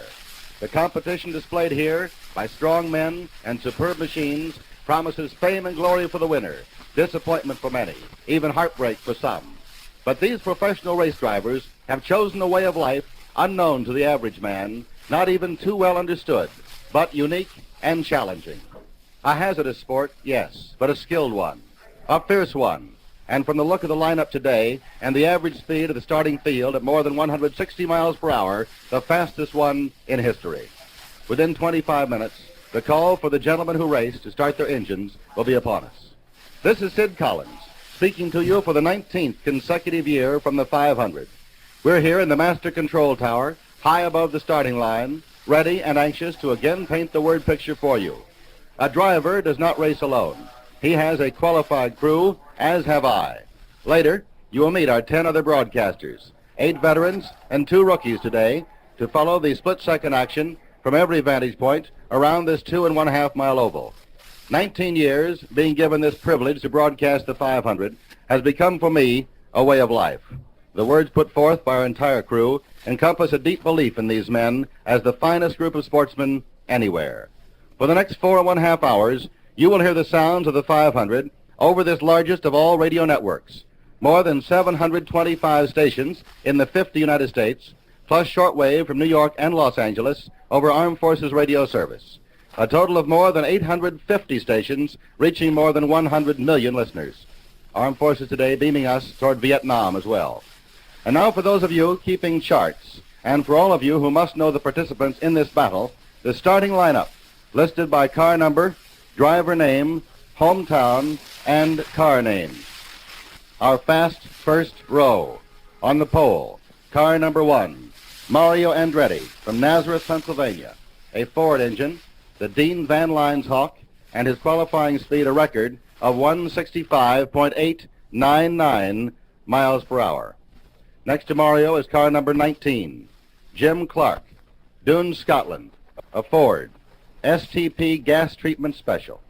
And number 82, George Snyder, Fresno, California, a Ford, the Sheraton Thompson special. The second row, 98, Parnelly Jones, a former winner, Torrance, California, a supercharged Offenhauser engine, Agajanian's Rev 500 special. Number 14, Lloyd Ruby, Wichita Falls, Texas, a Ford, the Bardol Eagle. And number 72, Gordon Johncock, Hastings, Michigan, a Ford, the Weinberger Home Special. The third row, number 3, Jim McElreath, Arlington, Texas, a Ford, Zinc Urshel Slick Track Burner Special. Number 12, Chuck Hulse, Downey, California, a Ford, Winds Special. And number 4, Don Branson, from Champaign, Illinois, a Ford, the Leader Card Racer. The fourth row, number 88, Jerry Grant, Santa Ana, California, a Ford, the Bardol Pacesetter Home Special. 43, a rookie, Jackie Stewart, Dumbarton, Scotland, a Ford, Bose Seal Fast Special. Number 27, Billy Foster, Victoria, British Columbia in Canada, a Ford, the Jim Robbins Special. The fifth row, number 26, former winner, two-time winner here, Roger Ward, Indianapolis, Indiana, a supercharged Offie, the Bryant Heating and Cooling Special. Number 28, Johnny Boyd, Fresno, California, Ford, Prestone Special. And number 24, another world champion but a rookie here, Graham Hill, from London, England, a Ford, the American Red Ball Special. The sixth row, number 53, a rookie, Gary Congdon, Garden Grove, California, Offenhauser, the Valvoline Special. 94, a rookie, Mel Kenyon, Davenport, Iowa. Offenhauser, the Gerhardt Offie. Number 2, A.J. Foyt Jr., Houston, Texas. A Ford engine, the Sheraton Thompson Special. The 7th row, number 31, Dan Gurney, Costa Mesa, California. Ford, All-American Racers Eagle. Number 6, Joey Leonard, San Jose, California. A Ford, the Yamaha Eagle. Number 8, Roger McCluskey, Tucson, Arizona. A Ford, the G.C. Murphy Special. In the 8th row, number 56, Jim Hurtubise, North Tonawanda, New York. Turbocharged Offenhauser, the Gerhardt Offie. Number 18, Al Unser, Albuquerque, New Mexico. A Ford, the STP Oil Treatment Special. And number 66, a rookie, Cale Yarborough, Charlotte, North Carolina, the Jim Robbins Special. The 9th row, number 77, a rookie, Carl Williams, Kansas City, Missouri. A Ford, the Dayton Steel Wheel Special. Number 37, Arnie Knepper, Belleville, Illinois. A Ford, the Sam Liozzi Special.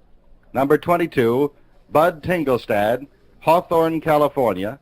A supercharged Offie, the Federal Engineering Special.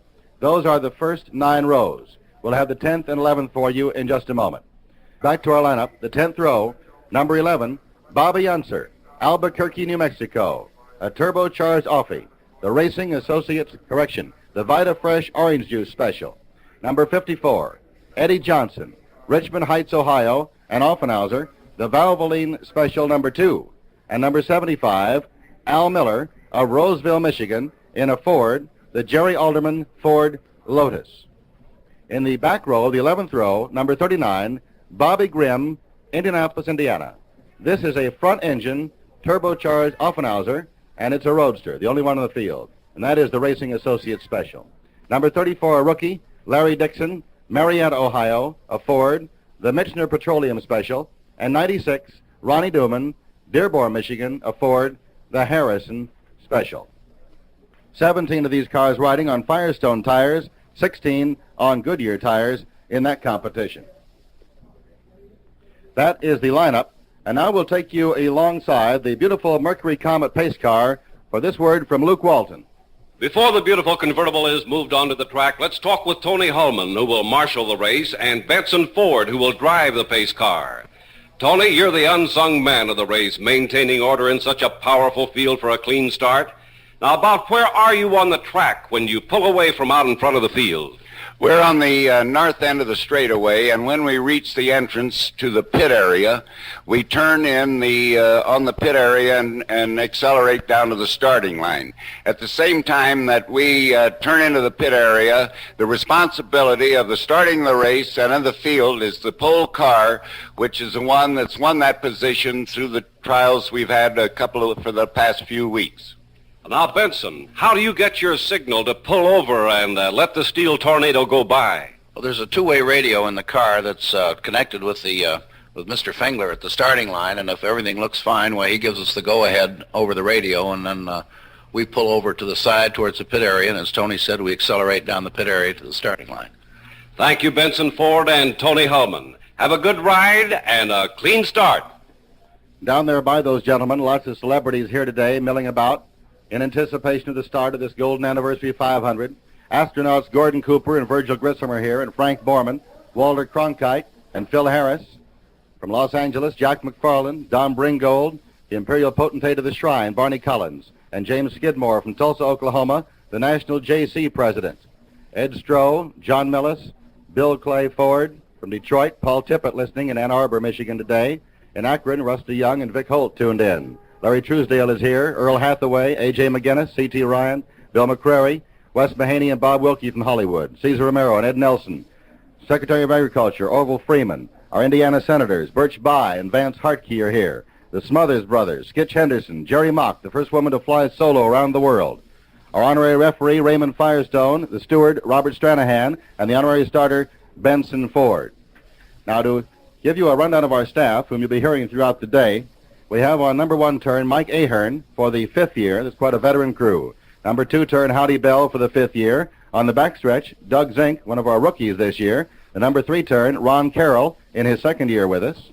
Number 4 turn, Jim Shelton in his 17th year. In the North Pit, Chuck Marlowe, the 4th year. Center Pit, Luke Walton, the 13th year. The South Pit, Lou Palmer, his 9th race with us. And our producer, Bill Dean, in his 16th year. Director Gil Berry in his 15th year. And also here in the tower is John DeCamp, chief statistician, a Purdue graduate engineer with his staff of scores, Bill Fleetemeyer and Bill Lamb. This is John's 3rd year with us. And to be called in throughout the day, Donald Davidson, native of London, now working with USAC. He'll appear with comparative analysis of this race with previous years, and all from memory, incidentally. And as you know, have heard us over the years, Freddie Agabation has been alongside me for the past 7 races. This year, due strictly to a broadcast sponsorship conflict over which Fred had no control, a change was necessary, and we feel that Freddie added immeasurably to the presentation in the past 7 years. But we're very lucky to have engaged the services of Len Sutton. Len retired from racing last summer after 20 years on the tracks of America. He finished 2nd in the 500 in 1962 and drove in 7 of them. And Len, good morning and welcome to the 500 broadcast crew. Wonderful to be here, Sid. I'm so excited. I didn't realize how excited a person could be up here. Down there, I'm, of course, getting on my helmet and putting on the uniform to get into the car, and I would be quite excited. It's wonderful to be here. Well, we have 3 rookie stripes on your mic for the broadcast, too, Len, if we don't mind too much. And I know you'll do a fine job for us today. Well, that's our crew. More about them in a moment. They'll be back. Another member of the crew is Bill Frosch, a veteran of 12 years, doing a wonderful job on the number 1 turn. Today is here in the tower with us, helping us with many things. Ben is from Portland, Oregon. You friends out there, I know, will be very happy to hear from him as the day progresses, and he'll have a lot to say about the version of this race through a race driver's eyes. With Jimmy Clark's decisive win last year, the era of the Roadster ended at Indianapolis. Even the traditionalists were convinced the rear-engine car was the way to go, and most went along with the Ford-powered machines. One of the turbo engines is a front-engine Roadster driven by Bobby Grimm, number 39. When Jack Brabham came to this track in 1961, we called his a funny car. With the revolution in that short span of time, the Roadster is now the funny one in its uniqueness. Different chassis designs today include the Lotus, the Lola, the Brabham by Bronner, the Jones Shrike, the Gurney Eagle, the Gerhardt, the Brabham by Moore, the Watson, the Volstead, the BRP, the Huffaker, the Cecil, and the Izert. The All-Star field includes 4 former winners, A.J. Foyt, Jimmy Clark, Parnelli Jones, and Roger Ward. The 1, 2, 3 world champions from the Grand Prix circuit in Europe and the number 4 man Dan Gurney, Clark, Graham Hill, and Jackie Stewart are here. A week ago yesterday, Jackie Stewart won at Monaco with Hill coming in 3rd, and Clark failed to finish. There are 7 rookies. Last year we had 11. 5 of them finished in the first 10 spots. Rookies, in addition to Stewart and Hill, are Gary Congdon, Mel Kenyon, Cale Yarborough, Carl Williams, and Larry Dixon. During time trials, the racing fraternity lost driver Chuck Rohde of Indianapolis. Chuck had started racing in 1948 at Little Rock, Arkansas, and held midget titles, finishing both 2nd and 3rd in the national standings. We all miss Chuck Rohde today. Now we invite you to stay tuned for the greatest spectacle in racing. We've just had the Purdue marching band on the track, rendering our national anthem. Early this morning, a parade of 50 bands played on the main stretch, led by Purdue's band and the world's largest drum. And John DeCamp from Purdue, that is still the world's largest drum, isn't it, Johnny? Certainly is, Sid. I thought you'd say that. But it is a fine school up there. We have wonderful colleges here in Indiana. I'll not try to list them right now, but they've chosen this fine Purdue aggregation for a number of years to play here. Our Weather Bureau at 10 o'clock this morning said 61 degrees, humidity 49, winds north-northeast 7 miles an hour. Winds should not exceed 10 miles an hour today. Present cloud cover to move south. It should be clear and sunny. High expected for the day a little over 60. Race time, the temperature may be around 64. Golly, this is one of the most beautiful days we've ever seen out here. And now the combined U.S. Armed Forces Color Guard playing taps, a tribute to our honored war dead who died preserving our way of life.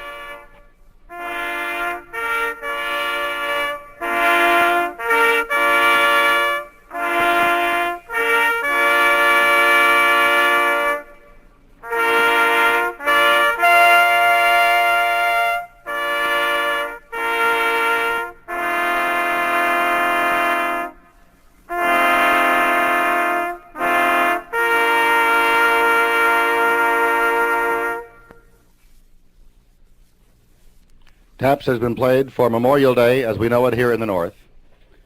Shortly, the vari-colored balloons will go skyward. The moment is closing in on us.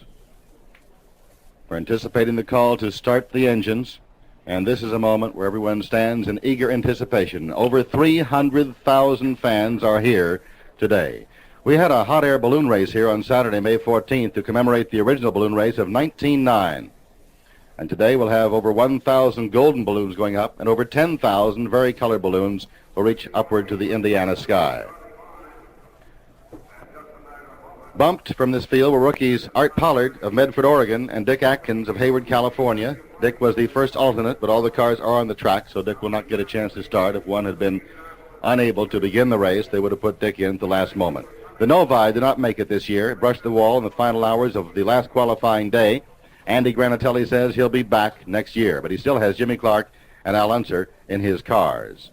The silver and bronze badges this year are replicas of the Stoddard Dayton pace car used by Speedway founder Carl Fisher, who set the pace for the early events here. And today, a little while ago, this automobile, built in 1908, and carries the monogram of CJF for Carl Fisher's initials, and this car was used for all events during 1909, including pacing the balloon race.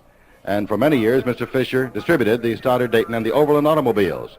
Carl Kaiser, who handles the Speedway Museum here and a great Speedway historian, drove the old Stoddard Dayton around this racetrack.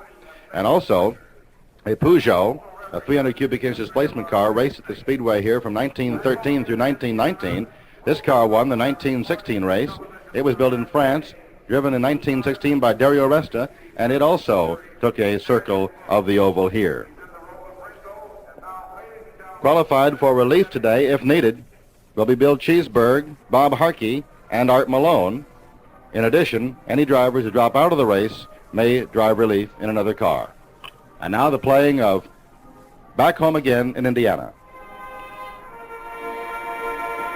Back home again in Indiana, and it seems that I can see the gleaming candlelight still shining bright through the sycamores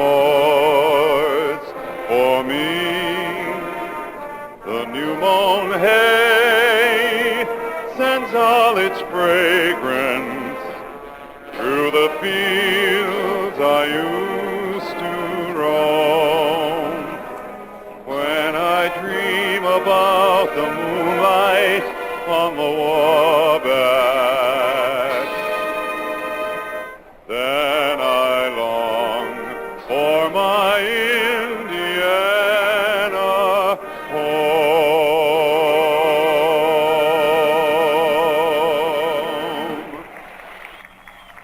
Is here. Some 200 of the world's foremost racing technicians have rolled the 33 contesting cars onto the track.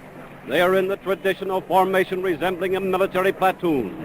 11 rows, 3 abreast, the costliest array of auto racing equipment ever created.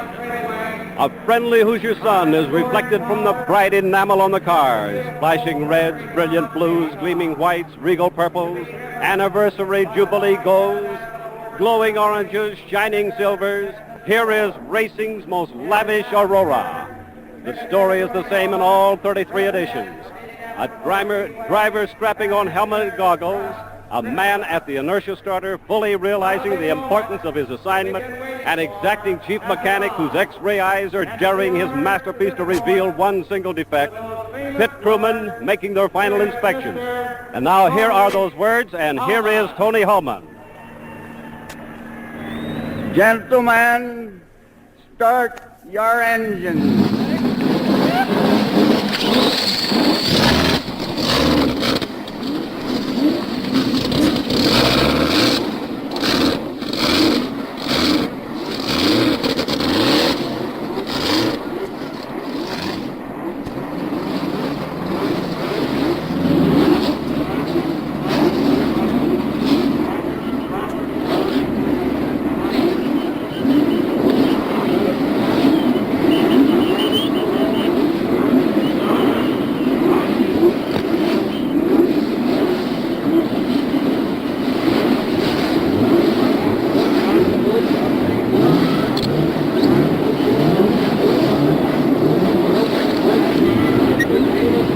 The beautiful bright red Mercury Comet Cyclone GT convertible leading the pack from the starting line. A brilliant sight in the gleaming Indiana sunlight with Benson Ford, Vice President of the Ford Motor Company, at the wheel. This is the third time that Benson Ford has driven the pace car here, a record. Riding with him is Tony Holman, Speedway President. Sam Hanks had paced 6 races, and other famous pace car drivers of the past included Barney Oldfield, Wilbur Shaw, Eddie Rickenbacker, Harry Stutz, Tommy Milton, and Ralph De Palma. And now these words from the man responsible for setting the pace. Mario, this must be a moment you waited for a long, long time. Certainly is, Sid. To be up here on the pole at the start of this race is the greatest thrill there is. Well, it's a great thrill to see another Dean Van Line special out there with you in it. Car number 1, the National Championship car. Yes, that's right. This is the moment we've really been waiting for. Now, how about these boys to your right? Have you glanced at them yet? Well, I haven't yet, but I'm slightly afraid to. I'll expect a lot of problem from these fellas as soon as the race is underway. Jimmy Clark and George Snyder, of course, behind me, Parnelli Jones, Lloyd Ruby, and then Gordon Johncock and the rest of them. These are all the fellas that we'll be hearing from in just a few moments. You'd rather be looking back at them, wouldn't you? Absolutely. Well, what are the plans now when you come around the number 4 turn, down the straightaway, and get the green flag? Guess I'll have to stand on it. Really lay it down there, huh? Oh, that's right. Mario Andretti says he'll have to stand on it. Carl Williams in car number 77, the Dayton Steel Special, just got away very, very late. He'll have some going to go to catch up. Len, what do you do when you're that far back? Can you make it? Yes, you can. I noticed the same thing happened to them, I think, that happened to me last year. We had a late start getting away, had trouble getting his car started, but fortunately it's on its way. I think he's going to wait and let the pack catch up with him. Ed Eames was the gentleman who sang Back Home Again in Indiana. Only once did all 33 fail to start. In 1936, Wild Bill Cummings was left at the line. He couldn't get his car into gear. He had won the race in 1934. They'll be coming by in just a moment. And when they start the race, the pace car will travel over 100 miles per hour, make an abrupt cut into the pit area at a 45-degree angle as the cars roar down the main stretch for the start. The power of 17,000 horses will be thundering and straining for the green flag of starter Pat Vadan. That suction in the first turn is tremendous, a tornado of over 150 mile per hour velocity, very little dust. The track's been completely vacuumed. We have George Snyder in the groove outside on the front row. He'll be gunning for the lead, coming down high, while Mario Andretti and Jimmy Clark lay the throttle to the floor, and right behind them are Parnelli Jones, Lloyd Ruby, and Gordon Johncock. What a lineup for the first 2 rows, averaging over 162 miles per hour. The drivers are tense. With this parade lap, then a pace lap, they have a few moments to relax just a bit. And now they're coming by in front of us once again, and we'll follow them around as they go by each of our vantage points. Andretti keeping the front row in line. Let's pick up the number 1 turn and Mike Ahern. Thank you. From our vantage point, high atop this towering new grandstand, we get a breathtaking view of these 33 cars as now they funnel into this first turn. The candy apple red pace car swings up on the high bank, and they follow in ranks of 3. Here's the first row. Mario Andretti inside, his left wheels riding the track apron. Next to him, the shrimp red car of Jim Clark. Then Snyder, second row, Parnelli Jones, Lloyd Ruby, and Gordon Johncock. Then Jim McElreef, Chuck Olson, Don Branson. Into the second turn. The fans wave them on. Here's Howdy Bell. And the pace car is coming through the second turn here. Our situation on the outside edge of this southeast turn. And we see the field all lined up in perfect order. In the fourth row, we find Jerry Grant, world champion, or Jackie Stewart, rookie here. Billy Foster, Roger Ward, Johnny Boyd.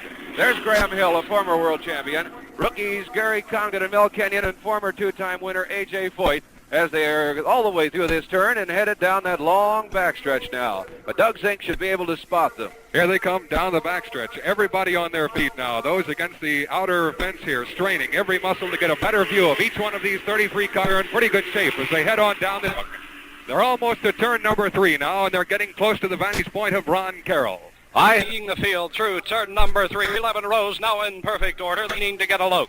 I see in row number McCluskey and 8, Jimmy Hurtubise, Hal Unser, Cale Yarborough. And in row number 9, Carl Williams, Artie Knepper, Bud Finkelstad. It truly is a panorama of colored drama, tension, and excitement. And in the fourth turn, and Jim Chilton. Hey, this is a beautiful sight. I wish all of you, millions, wherever you're listening, could see this. This is the greatest in the world. 34 cars, pace and race, have traveled about 4.5 miles in this warm-up of parade and pace. And now they're getting to that time. And now for the start of this great race. In his 19th consecutive year, here is the voice of the 500, Sid Collins. And here they come down the main stretch for the world's fastest flying start. This is the moment of the greatest thrill in sport. Chief Stewart Harlan Fengler says, it's go, and waves the flag, and the Golden Anniversary 500-mile race is on. The number one turn, and Mike Ahern.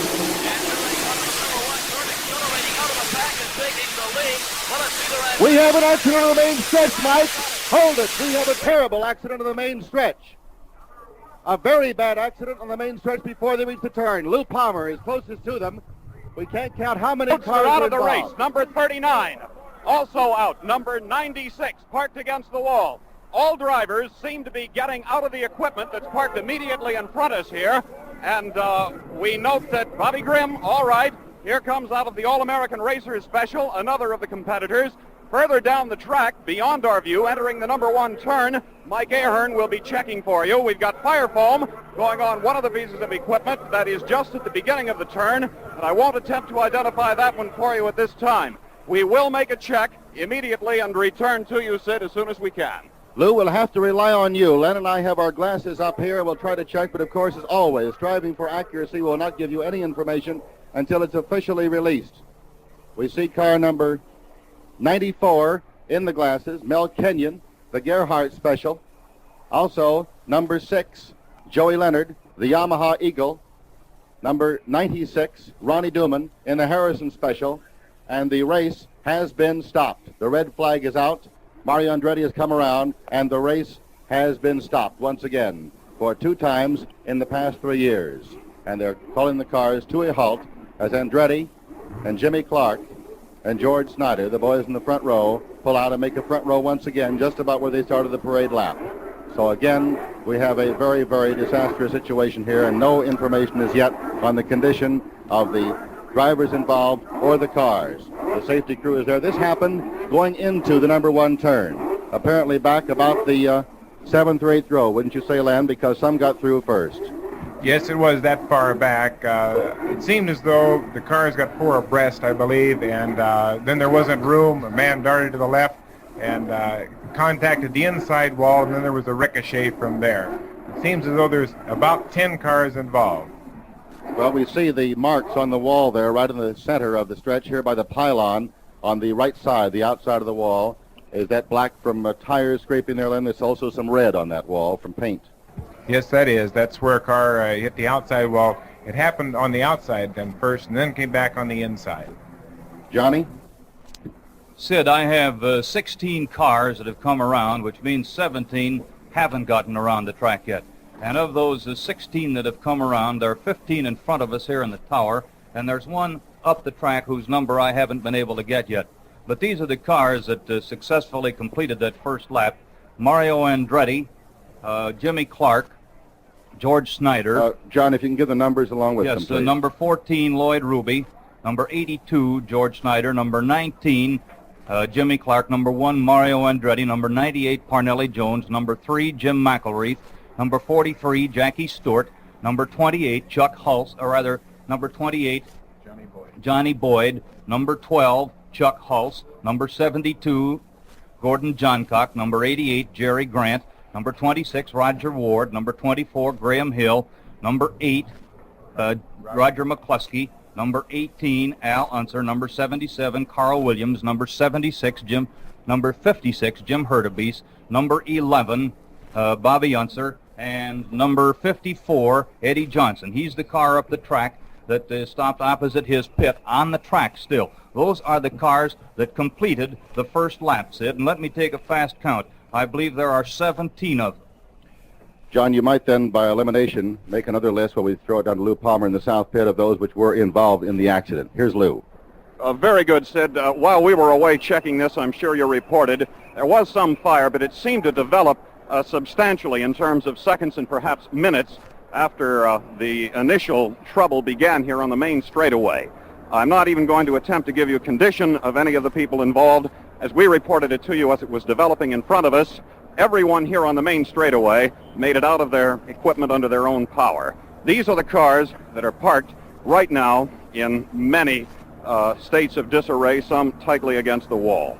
Number 6, Joey Leonard's Yamaha Eagle. Number 96, Ronnie Duman's Harrison Special. Number 39, a Roadster with Bobby Grimm in the cockpit, number 39. Number 4, Don Branson's leader card entry. Also, number 94, Mel Kenyon's Gerhardt. Another car here, still on the main straightaway. Number 34, that's Larry Dixon, a rookie here, driving the Michener Petroleum Special. Number 53, Gary Cogden's Valvoline Special, is also against the wall here in the main straightaway. Number 37, deeper in the turn, 37, assigned to Arnie Knepper. Number 31, Dan Gurney's All-American Racer Eagle that Dan had high hope for. Also involved number 29, I'll correct on that, make that 66. 66, Cale Yarborough's Robbins, Jim Robbins Special. There perhaps are one or two others that we haven't spotted for you, but these we have checked off the list, comparing notes with another reporter here on the scene, and virtually every one of these that I mentioned have sustained damage enough that they will not be in any restart. That's the report, Sid, from right here on the main straightaway. All right, Lou, thank you very much. And now Mike Ahern has another observation point up there on the number 1 turn. Come in, Mike. Sid, the record just towed Billy Foster's car by. That is car number 27. The Jim Robbins Special has just been towed by the right side of the car, heavily damaged. That is the car that got hung up in the very first turn. And Billy Foster is all right as far as we can tell. He jumped out of the car and, as a matter of fact, helped attach the car to the wrecker. And it's the right side is heavily damaged. That car will not be running again. But Billy Foster, as far as we can tell, is all right. And the car has been towed back toward the garage area. Sid, back to you in the tower. All right, Mike, thank you. And we're certainly very desolate at this moment, and I know that Len Sutton must have some very strange feelings, having retired from racing last year, and this is the first race he hasn't been in for a long time. Horrible tragedy. A person, we all regret seeing something like this on the first lap, to stop a race. Now it's 2 times in the last 2 years that we've had 3 times total that we've stopped the race. And this early in the race, and Tony Hulman talks to all the drivers the day before and tells them you can't win the race in the first lap, and it's emphasized and overemphasized, and it's a shame that this had to happen. Just a tragedy. 2 times in the last 3 years have we had the race stopped, and the accident in 1964 was the first time in Speedway history it was stopped, and now we have this repetitive situation today. And, of course, how can one express the regret broadcasting an event like this not to see the competition that we would like to see? Glenn?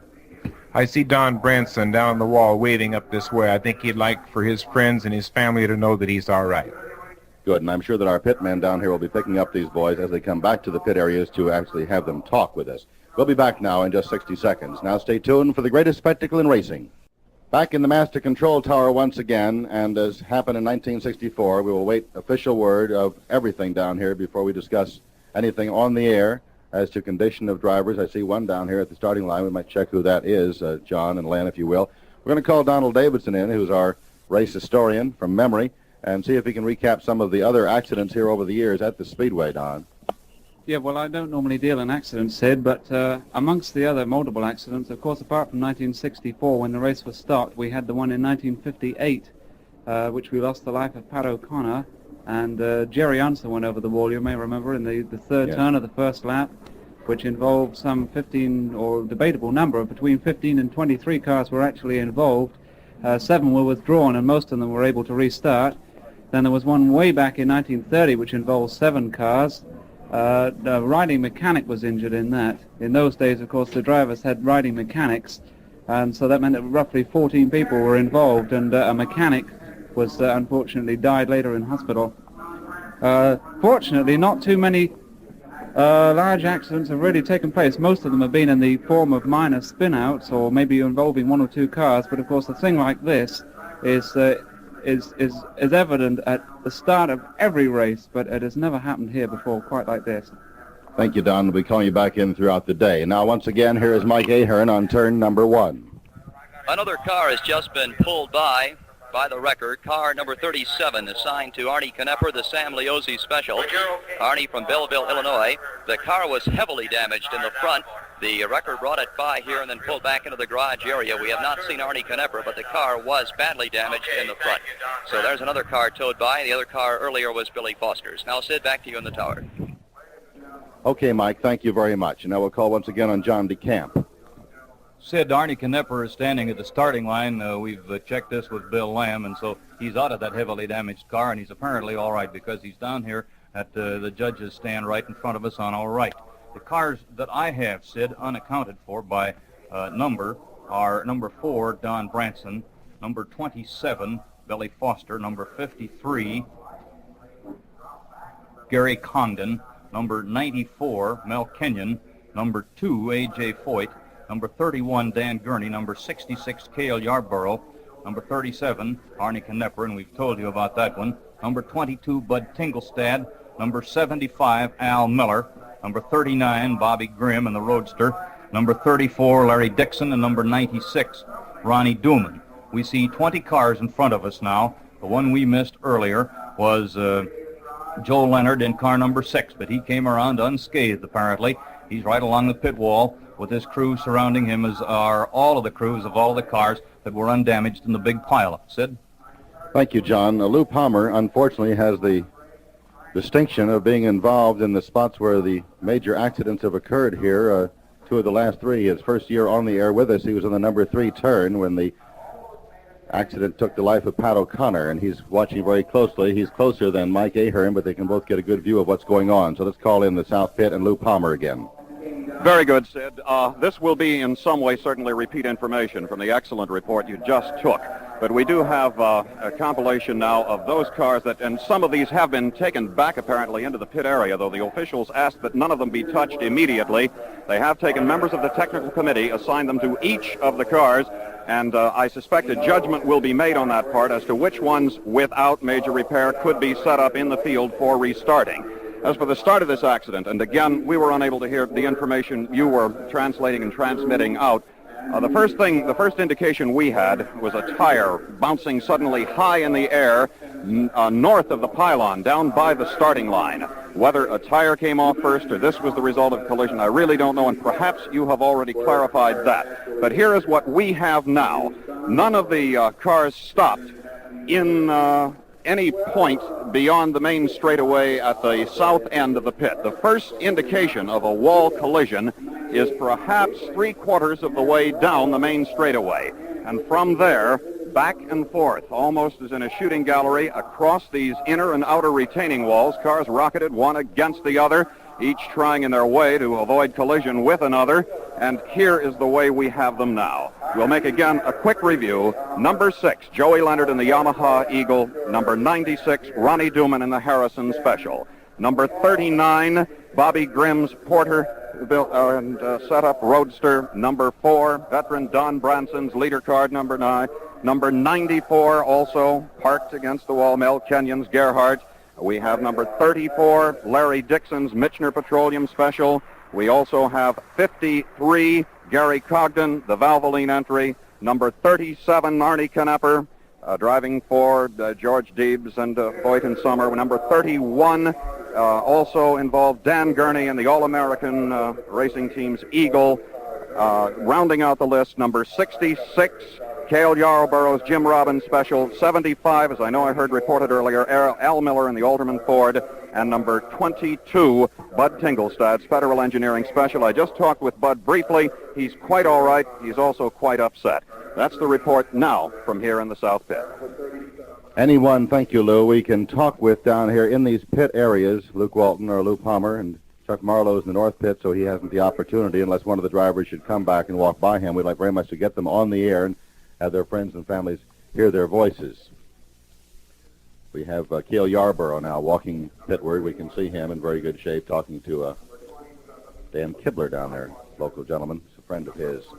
So we're checking very carefully. Kenyon is okay. Cale Yarborough, we have seen, is all right.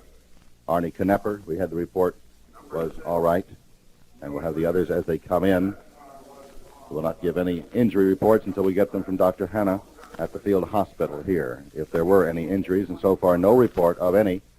But, Len, how fast would you say the cars were going at that moment of that collision? They were going over 100 miles an hour. They crossed the line, I would say, at about 100, and were accelerating. Some of the cars, I imagine the leaders, the ones that went through ahead of the accident, were probably going much faster. It looked like a good start from the front, and of course I was watching into the first turn to see who was going to go into the turn first. I think it was George Snyder into the turn. All right, Len, we'll be back here with more reports from the Speedway in just 1 minute. Now stay tuned for the greatest spectacle in racing. We're back in the Master Control Tower once again, and the area is being cleaned. The cars are being removed. This will take quite some time before the restart of the race. I think I'll throw things down to Chuck Marlowe in the North Pit and see if he's heard any comments down that way from any of the pit crews. Chuck? Perhaps he's out checking the pit crews right now and has left his post, not anticipating being called on, but if our engineer down there would call him back, have him call us, we'd like to see what he has learned too, because some of those cars undoubtedly were assigned to his pit area. Johnny? Sid, we just got the signboard from outside our booth that there are 13 cars out, and they're the same numbers that I gave just a few minutes ago. If you'd like them repeated, I'll be glad to do it. I think that'd be a good idea. All right, Bud Tingelstad was one of them I listed. His car has been pushed through the pit toward the north pit, and apparently they're going to try and start it. It had a badly battered nose, but otherwise there was no apparent damage on Tingelstad's car. These are the cars that at the present time we think are out of the race. A.J. Foyt in number 2, car number 4, which is Don Branson's car number 27, Billy Foster, car 31, Dan Gurney, car number 34, Larry Dixon, car 37, Arnie Knepper, car 39, Bobby Grimm, number 53, Gary Congdon, number 66, Cale Yarborough, number 75, Al Miller, number 94, Mel Kenyon, and number 96, Ronnie Dooman. Those are the 13 cars that we think are out of the race. Car number 22, Bud Tingelstad, is one of the 13. As I just said, he was pushed through the pit. They're going to make an effort to start his car. It looked as though it would be able to run. This, of course, depends on what the technical crew would decide. Sid? All right, John, now in the center pit, Luke Walton has one of the drivers standing by. Luke? Yes, Sid, we have Arnie Knepper of Belleville, Illinois, who is going to tell us what happened in that accident. Arnie, just exactly what went on? Well, Luke, I only have one pair of eyes, so all I can do is tell you what I personally saw. The pace car pulled out. We could just barely see it. See, I was fairly well back in the pack. I could see the pace car pull over to one side, and everyone accelerated in anticipation of the green flag, which we got. And it was a very good start. It was an even, straight, standard start of a start. And we all accelerated, and these little cars, they accelerated very good. And Jim Hurtubise alongside and in front of me, his engine apparently was faltering, or else Jim had a premonition of something, and he dropped back. So I moved over into his position because it looked like it was a wide area, and it looked safer there. So I moved over and continued on down the straightaway accelerating, and then I saw way in front of us an extraordinary amount of dust, and I saw a car look like it was turning over and over, and I saw wheels flying through the air, and radius rods and bits and pieces of metal flying through the air, and I thought to myself, oh my God, not already. And I slammed on the brakes and tried to stop, but the car just it approached this wreckage area very fast, and I was trying to slide the wheels, and I think I could have made it, but the car in front of me got hit by another car, and he bounced off the wall, and rubber against concrete stops real good, and he come angling off the wall and hit me and drove over me, which in turn pushed me into another wrecked car. Yeah, that's where the tire went over my head there. And pushed me into another car, ripping the wheels off of my car, and it just slid sideways up to the wall there in the first turn. The car is just, well, it's going to take a terrific amount of work. It's out for the day, and it might be out for the races next week. Of course, we weren't worried about any future races. The beginning and end is right here, and it looked like the end was early for us. Well, the main thing about the people back in Belleville, Illinois will want to know, Arnie, how are you? Well, I'm awful damn disgusted.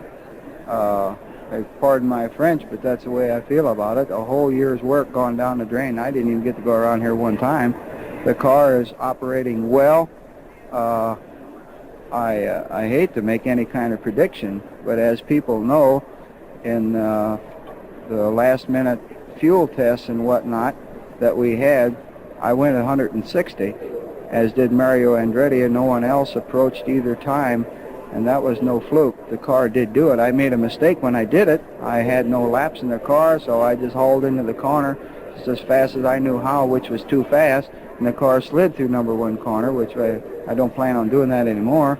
But that lap was 160, and I know it's possible for the car to run that well. We had a real good car this year.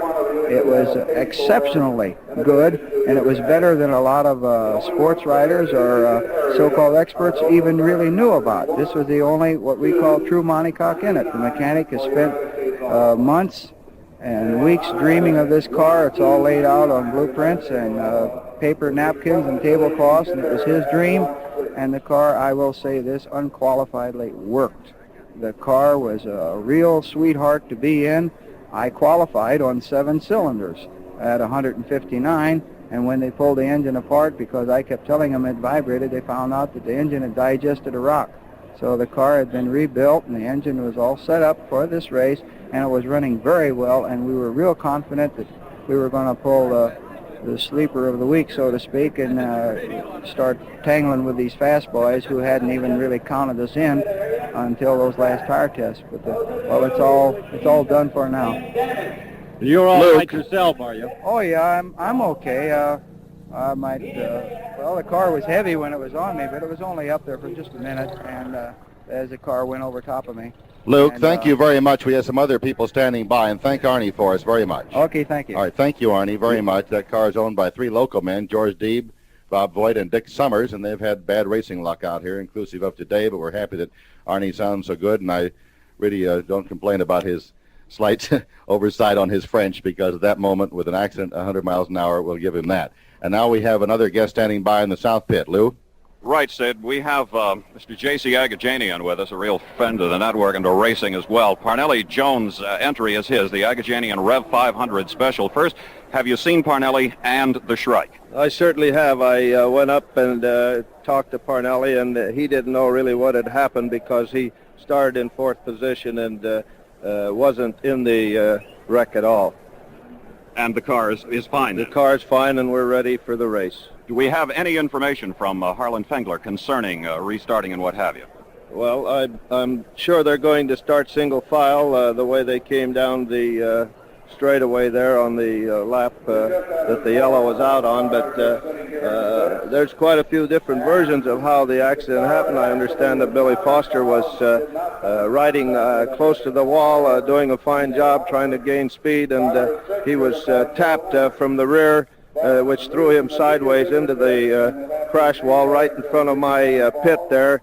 And the thing started right then, and the piece of metal flew off of one of the cars and struck my mechanic, Joe Pittman. Fortunately, he wasn't hurt, but he was knocked dazed for a while, but he's fine now, and if his wife is listening, he's okay, so I don't want her to think he's hurt in any way. Very good. Sid, any questions at all for Mr. Agajanian? No, I'm just very happy. Aggie, can you hear me? Yes, Sid. Happy that Parnelli's all right and that you're okay. You were down by that area, weren't you? We were right there, Sid. Everything happened right straight in front of us, right in front of my pit 98. Well, take care. All right. Thank you very much. You bet. We'll be back now in 1 minute. Stay tuned for the greatest spectacle in racing. Harlan Fengler has just announced that the pit crews cannot start work on the cars until the race is restarted. Then they can get back to work. Car number 6 has some bad tires, and they can't be changed either until the race is on.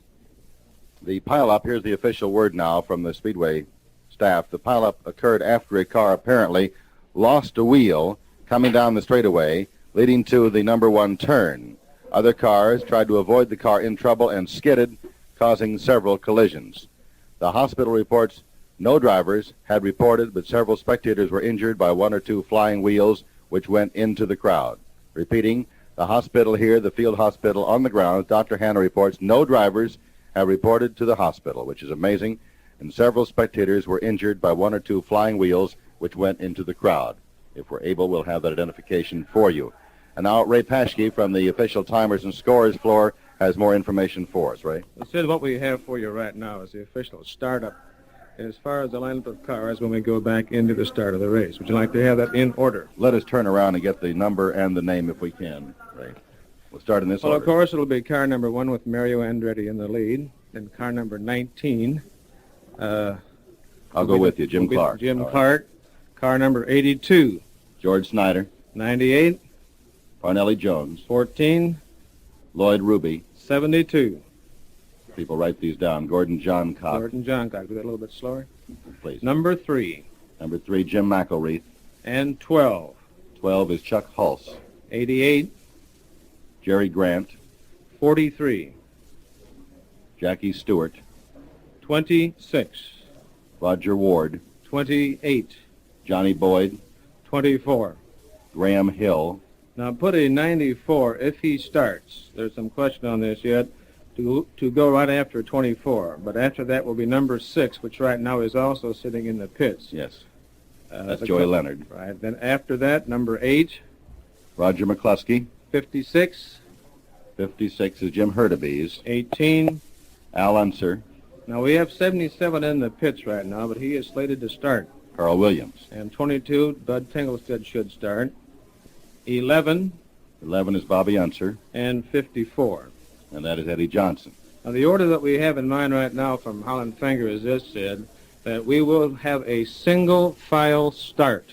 This means that they will go out in the order as we have just read it, and they will make one lap with the pace car. The pace car will come into the pits, and that will be then the official restart of the race. Thank you, Ray, very much. Appreciate it. Come back with more information for us as you receive it from our official timer and scorer floor, Dick Sauer, the director of timing and scoring here, and Ray Paschke is a very helpful member of his staff working with us. Now to the number 1 turn once again, and here is Mike Ahern. Sid, we have a damage report on 4 more cars that have been wheeled past here, all towed by wreckers since our last report. Car number 66, driven by Cale Yarborough, heavily damaged on the left side. Both his left wheels were off the car. In fact, one was stuck in the cockpit for the ride back to the garage area. The car that we, in our vantage point here in the number 1 turn, consider to be the most heavily damaged of those brought by here is driven by A.J. Foyt, car number 2. Foyt's car completely torn up in the front. No nose at all. That was completely severed from the car. Car number 34, Larry Dixon's car, not quite as bad. We can see no major damage on that car. It was wheeled back into the garage area. Car number 31, driven by Dan Gurney, damage on the left side, but neither his car or Dixon's, from what we could see, were heavily damaged. The worst damage we have seen so far on the car of A.J. Foyt. Sid, back to you. All right, Mike, thank you very much. And I wonder if Chuck Marlowe's reported in from the North Pit area. Have we found Chuck?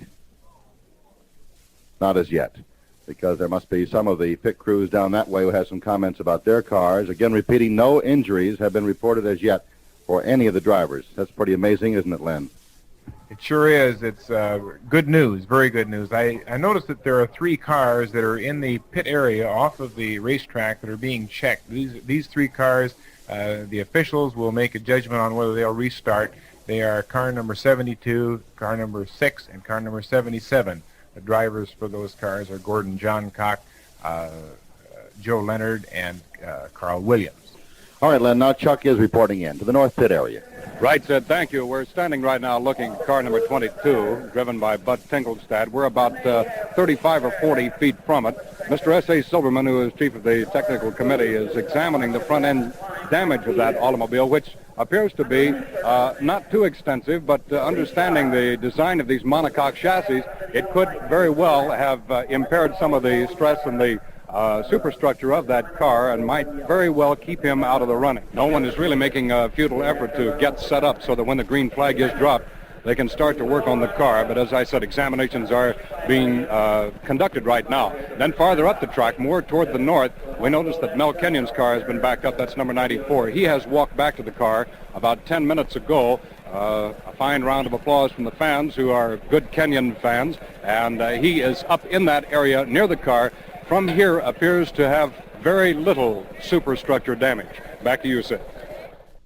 Thank you very much, Chuck. Chief Steward Holland Fengler gives us this information. When the race is restarted and the area is clear once again for the restart with the green flag in single file, they will start under the yellow flag for a while until the dust is blown off the track. They're putting dust. Len, exactly what is that material they put down there on the track, the white powder? Get the oil off?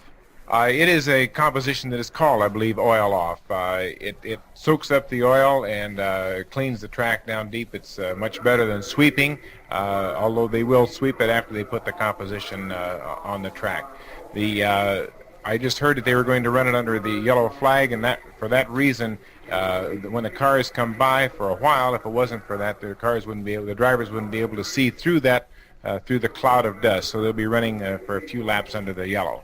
Just had a wire from Honolulu from Cal and Elsie Nide. And Cal certainly knows about accidents. He was involved in one coming out of the number 4 turn right before he quit racing here. Other telegrams we might acknowledge in this time: Ed Savola out in Phoenix, the Mantels in Cleveland, Ohio, Tom Doyle in Orlando, Florida, the Zubrises in Dallas, Texas. And it's good to hear from Cal and, of course, the other racing people around the world who are listening today, unfortunately under these conditions. We'll be back now in 60 seconds. We're set to go once again with the restart of the race as soon as it's signaled to us by the chief steward, Harlan Fengler. And these gentlemen who are officials here do a wonderful job. Harlan is in his 9th straight year heading this group of officials. Don Cummins of Columbus, Indiana, and Paul Johnson of Los Angeles serving as referee and steward, respectively. Other officials are S.A. Silberman, chairman of the Tech Committee, Richard Sauer, director of timing and scoring, Ray House, chief timer, Pat Vadan, our chief starter, Walter Myers, chief observer, Frankie Bain, the registrar, Ryman Rotes, chairman of the certification committee for USAC, and Dr. Thomas Hanna of Speedway, the medical director. And I don't know when I felt as good as I do right now. It's too bad about losing the start of a race in race cars, but when I hear these boys are all right, we feel much better. These boys will start single file as the drivers qualified for the start of the race, not the order they were in at the time of the accident. Bill Frosch keeping us up to date outside the booth with his information. Bill, I know that it's fun being up here as well as the number 1 turn, maybe better today. I wonder if we could go around the track and see how our boys are faring, what's going on with the crowd out that way. First of all, we'll have a Mike Ahern, our number 1 turn. Okay, Mike. Yes, Sid, a tremendous sigh of relief from the fans here in the number 1 turn, hearing that none of the drivers apparently was injured. A.J. Foyt sustaining only a cut, and actually a sigh of relief and one of disbelief at the same time after seeing that accident at the head of the first turn right at the end of the main straightaway.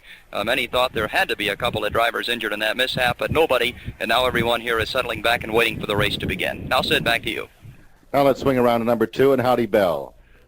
Well, Sid, the situation is just the same here in turn 2. The necks were craning when the yellow light went on, fans stretching over these stands on this side to get a look at the straightaway to see if they could possibly see what did happen. But as Mike mentioned, now that the good word has come out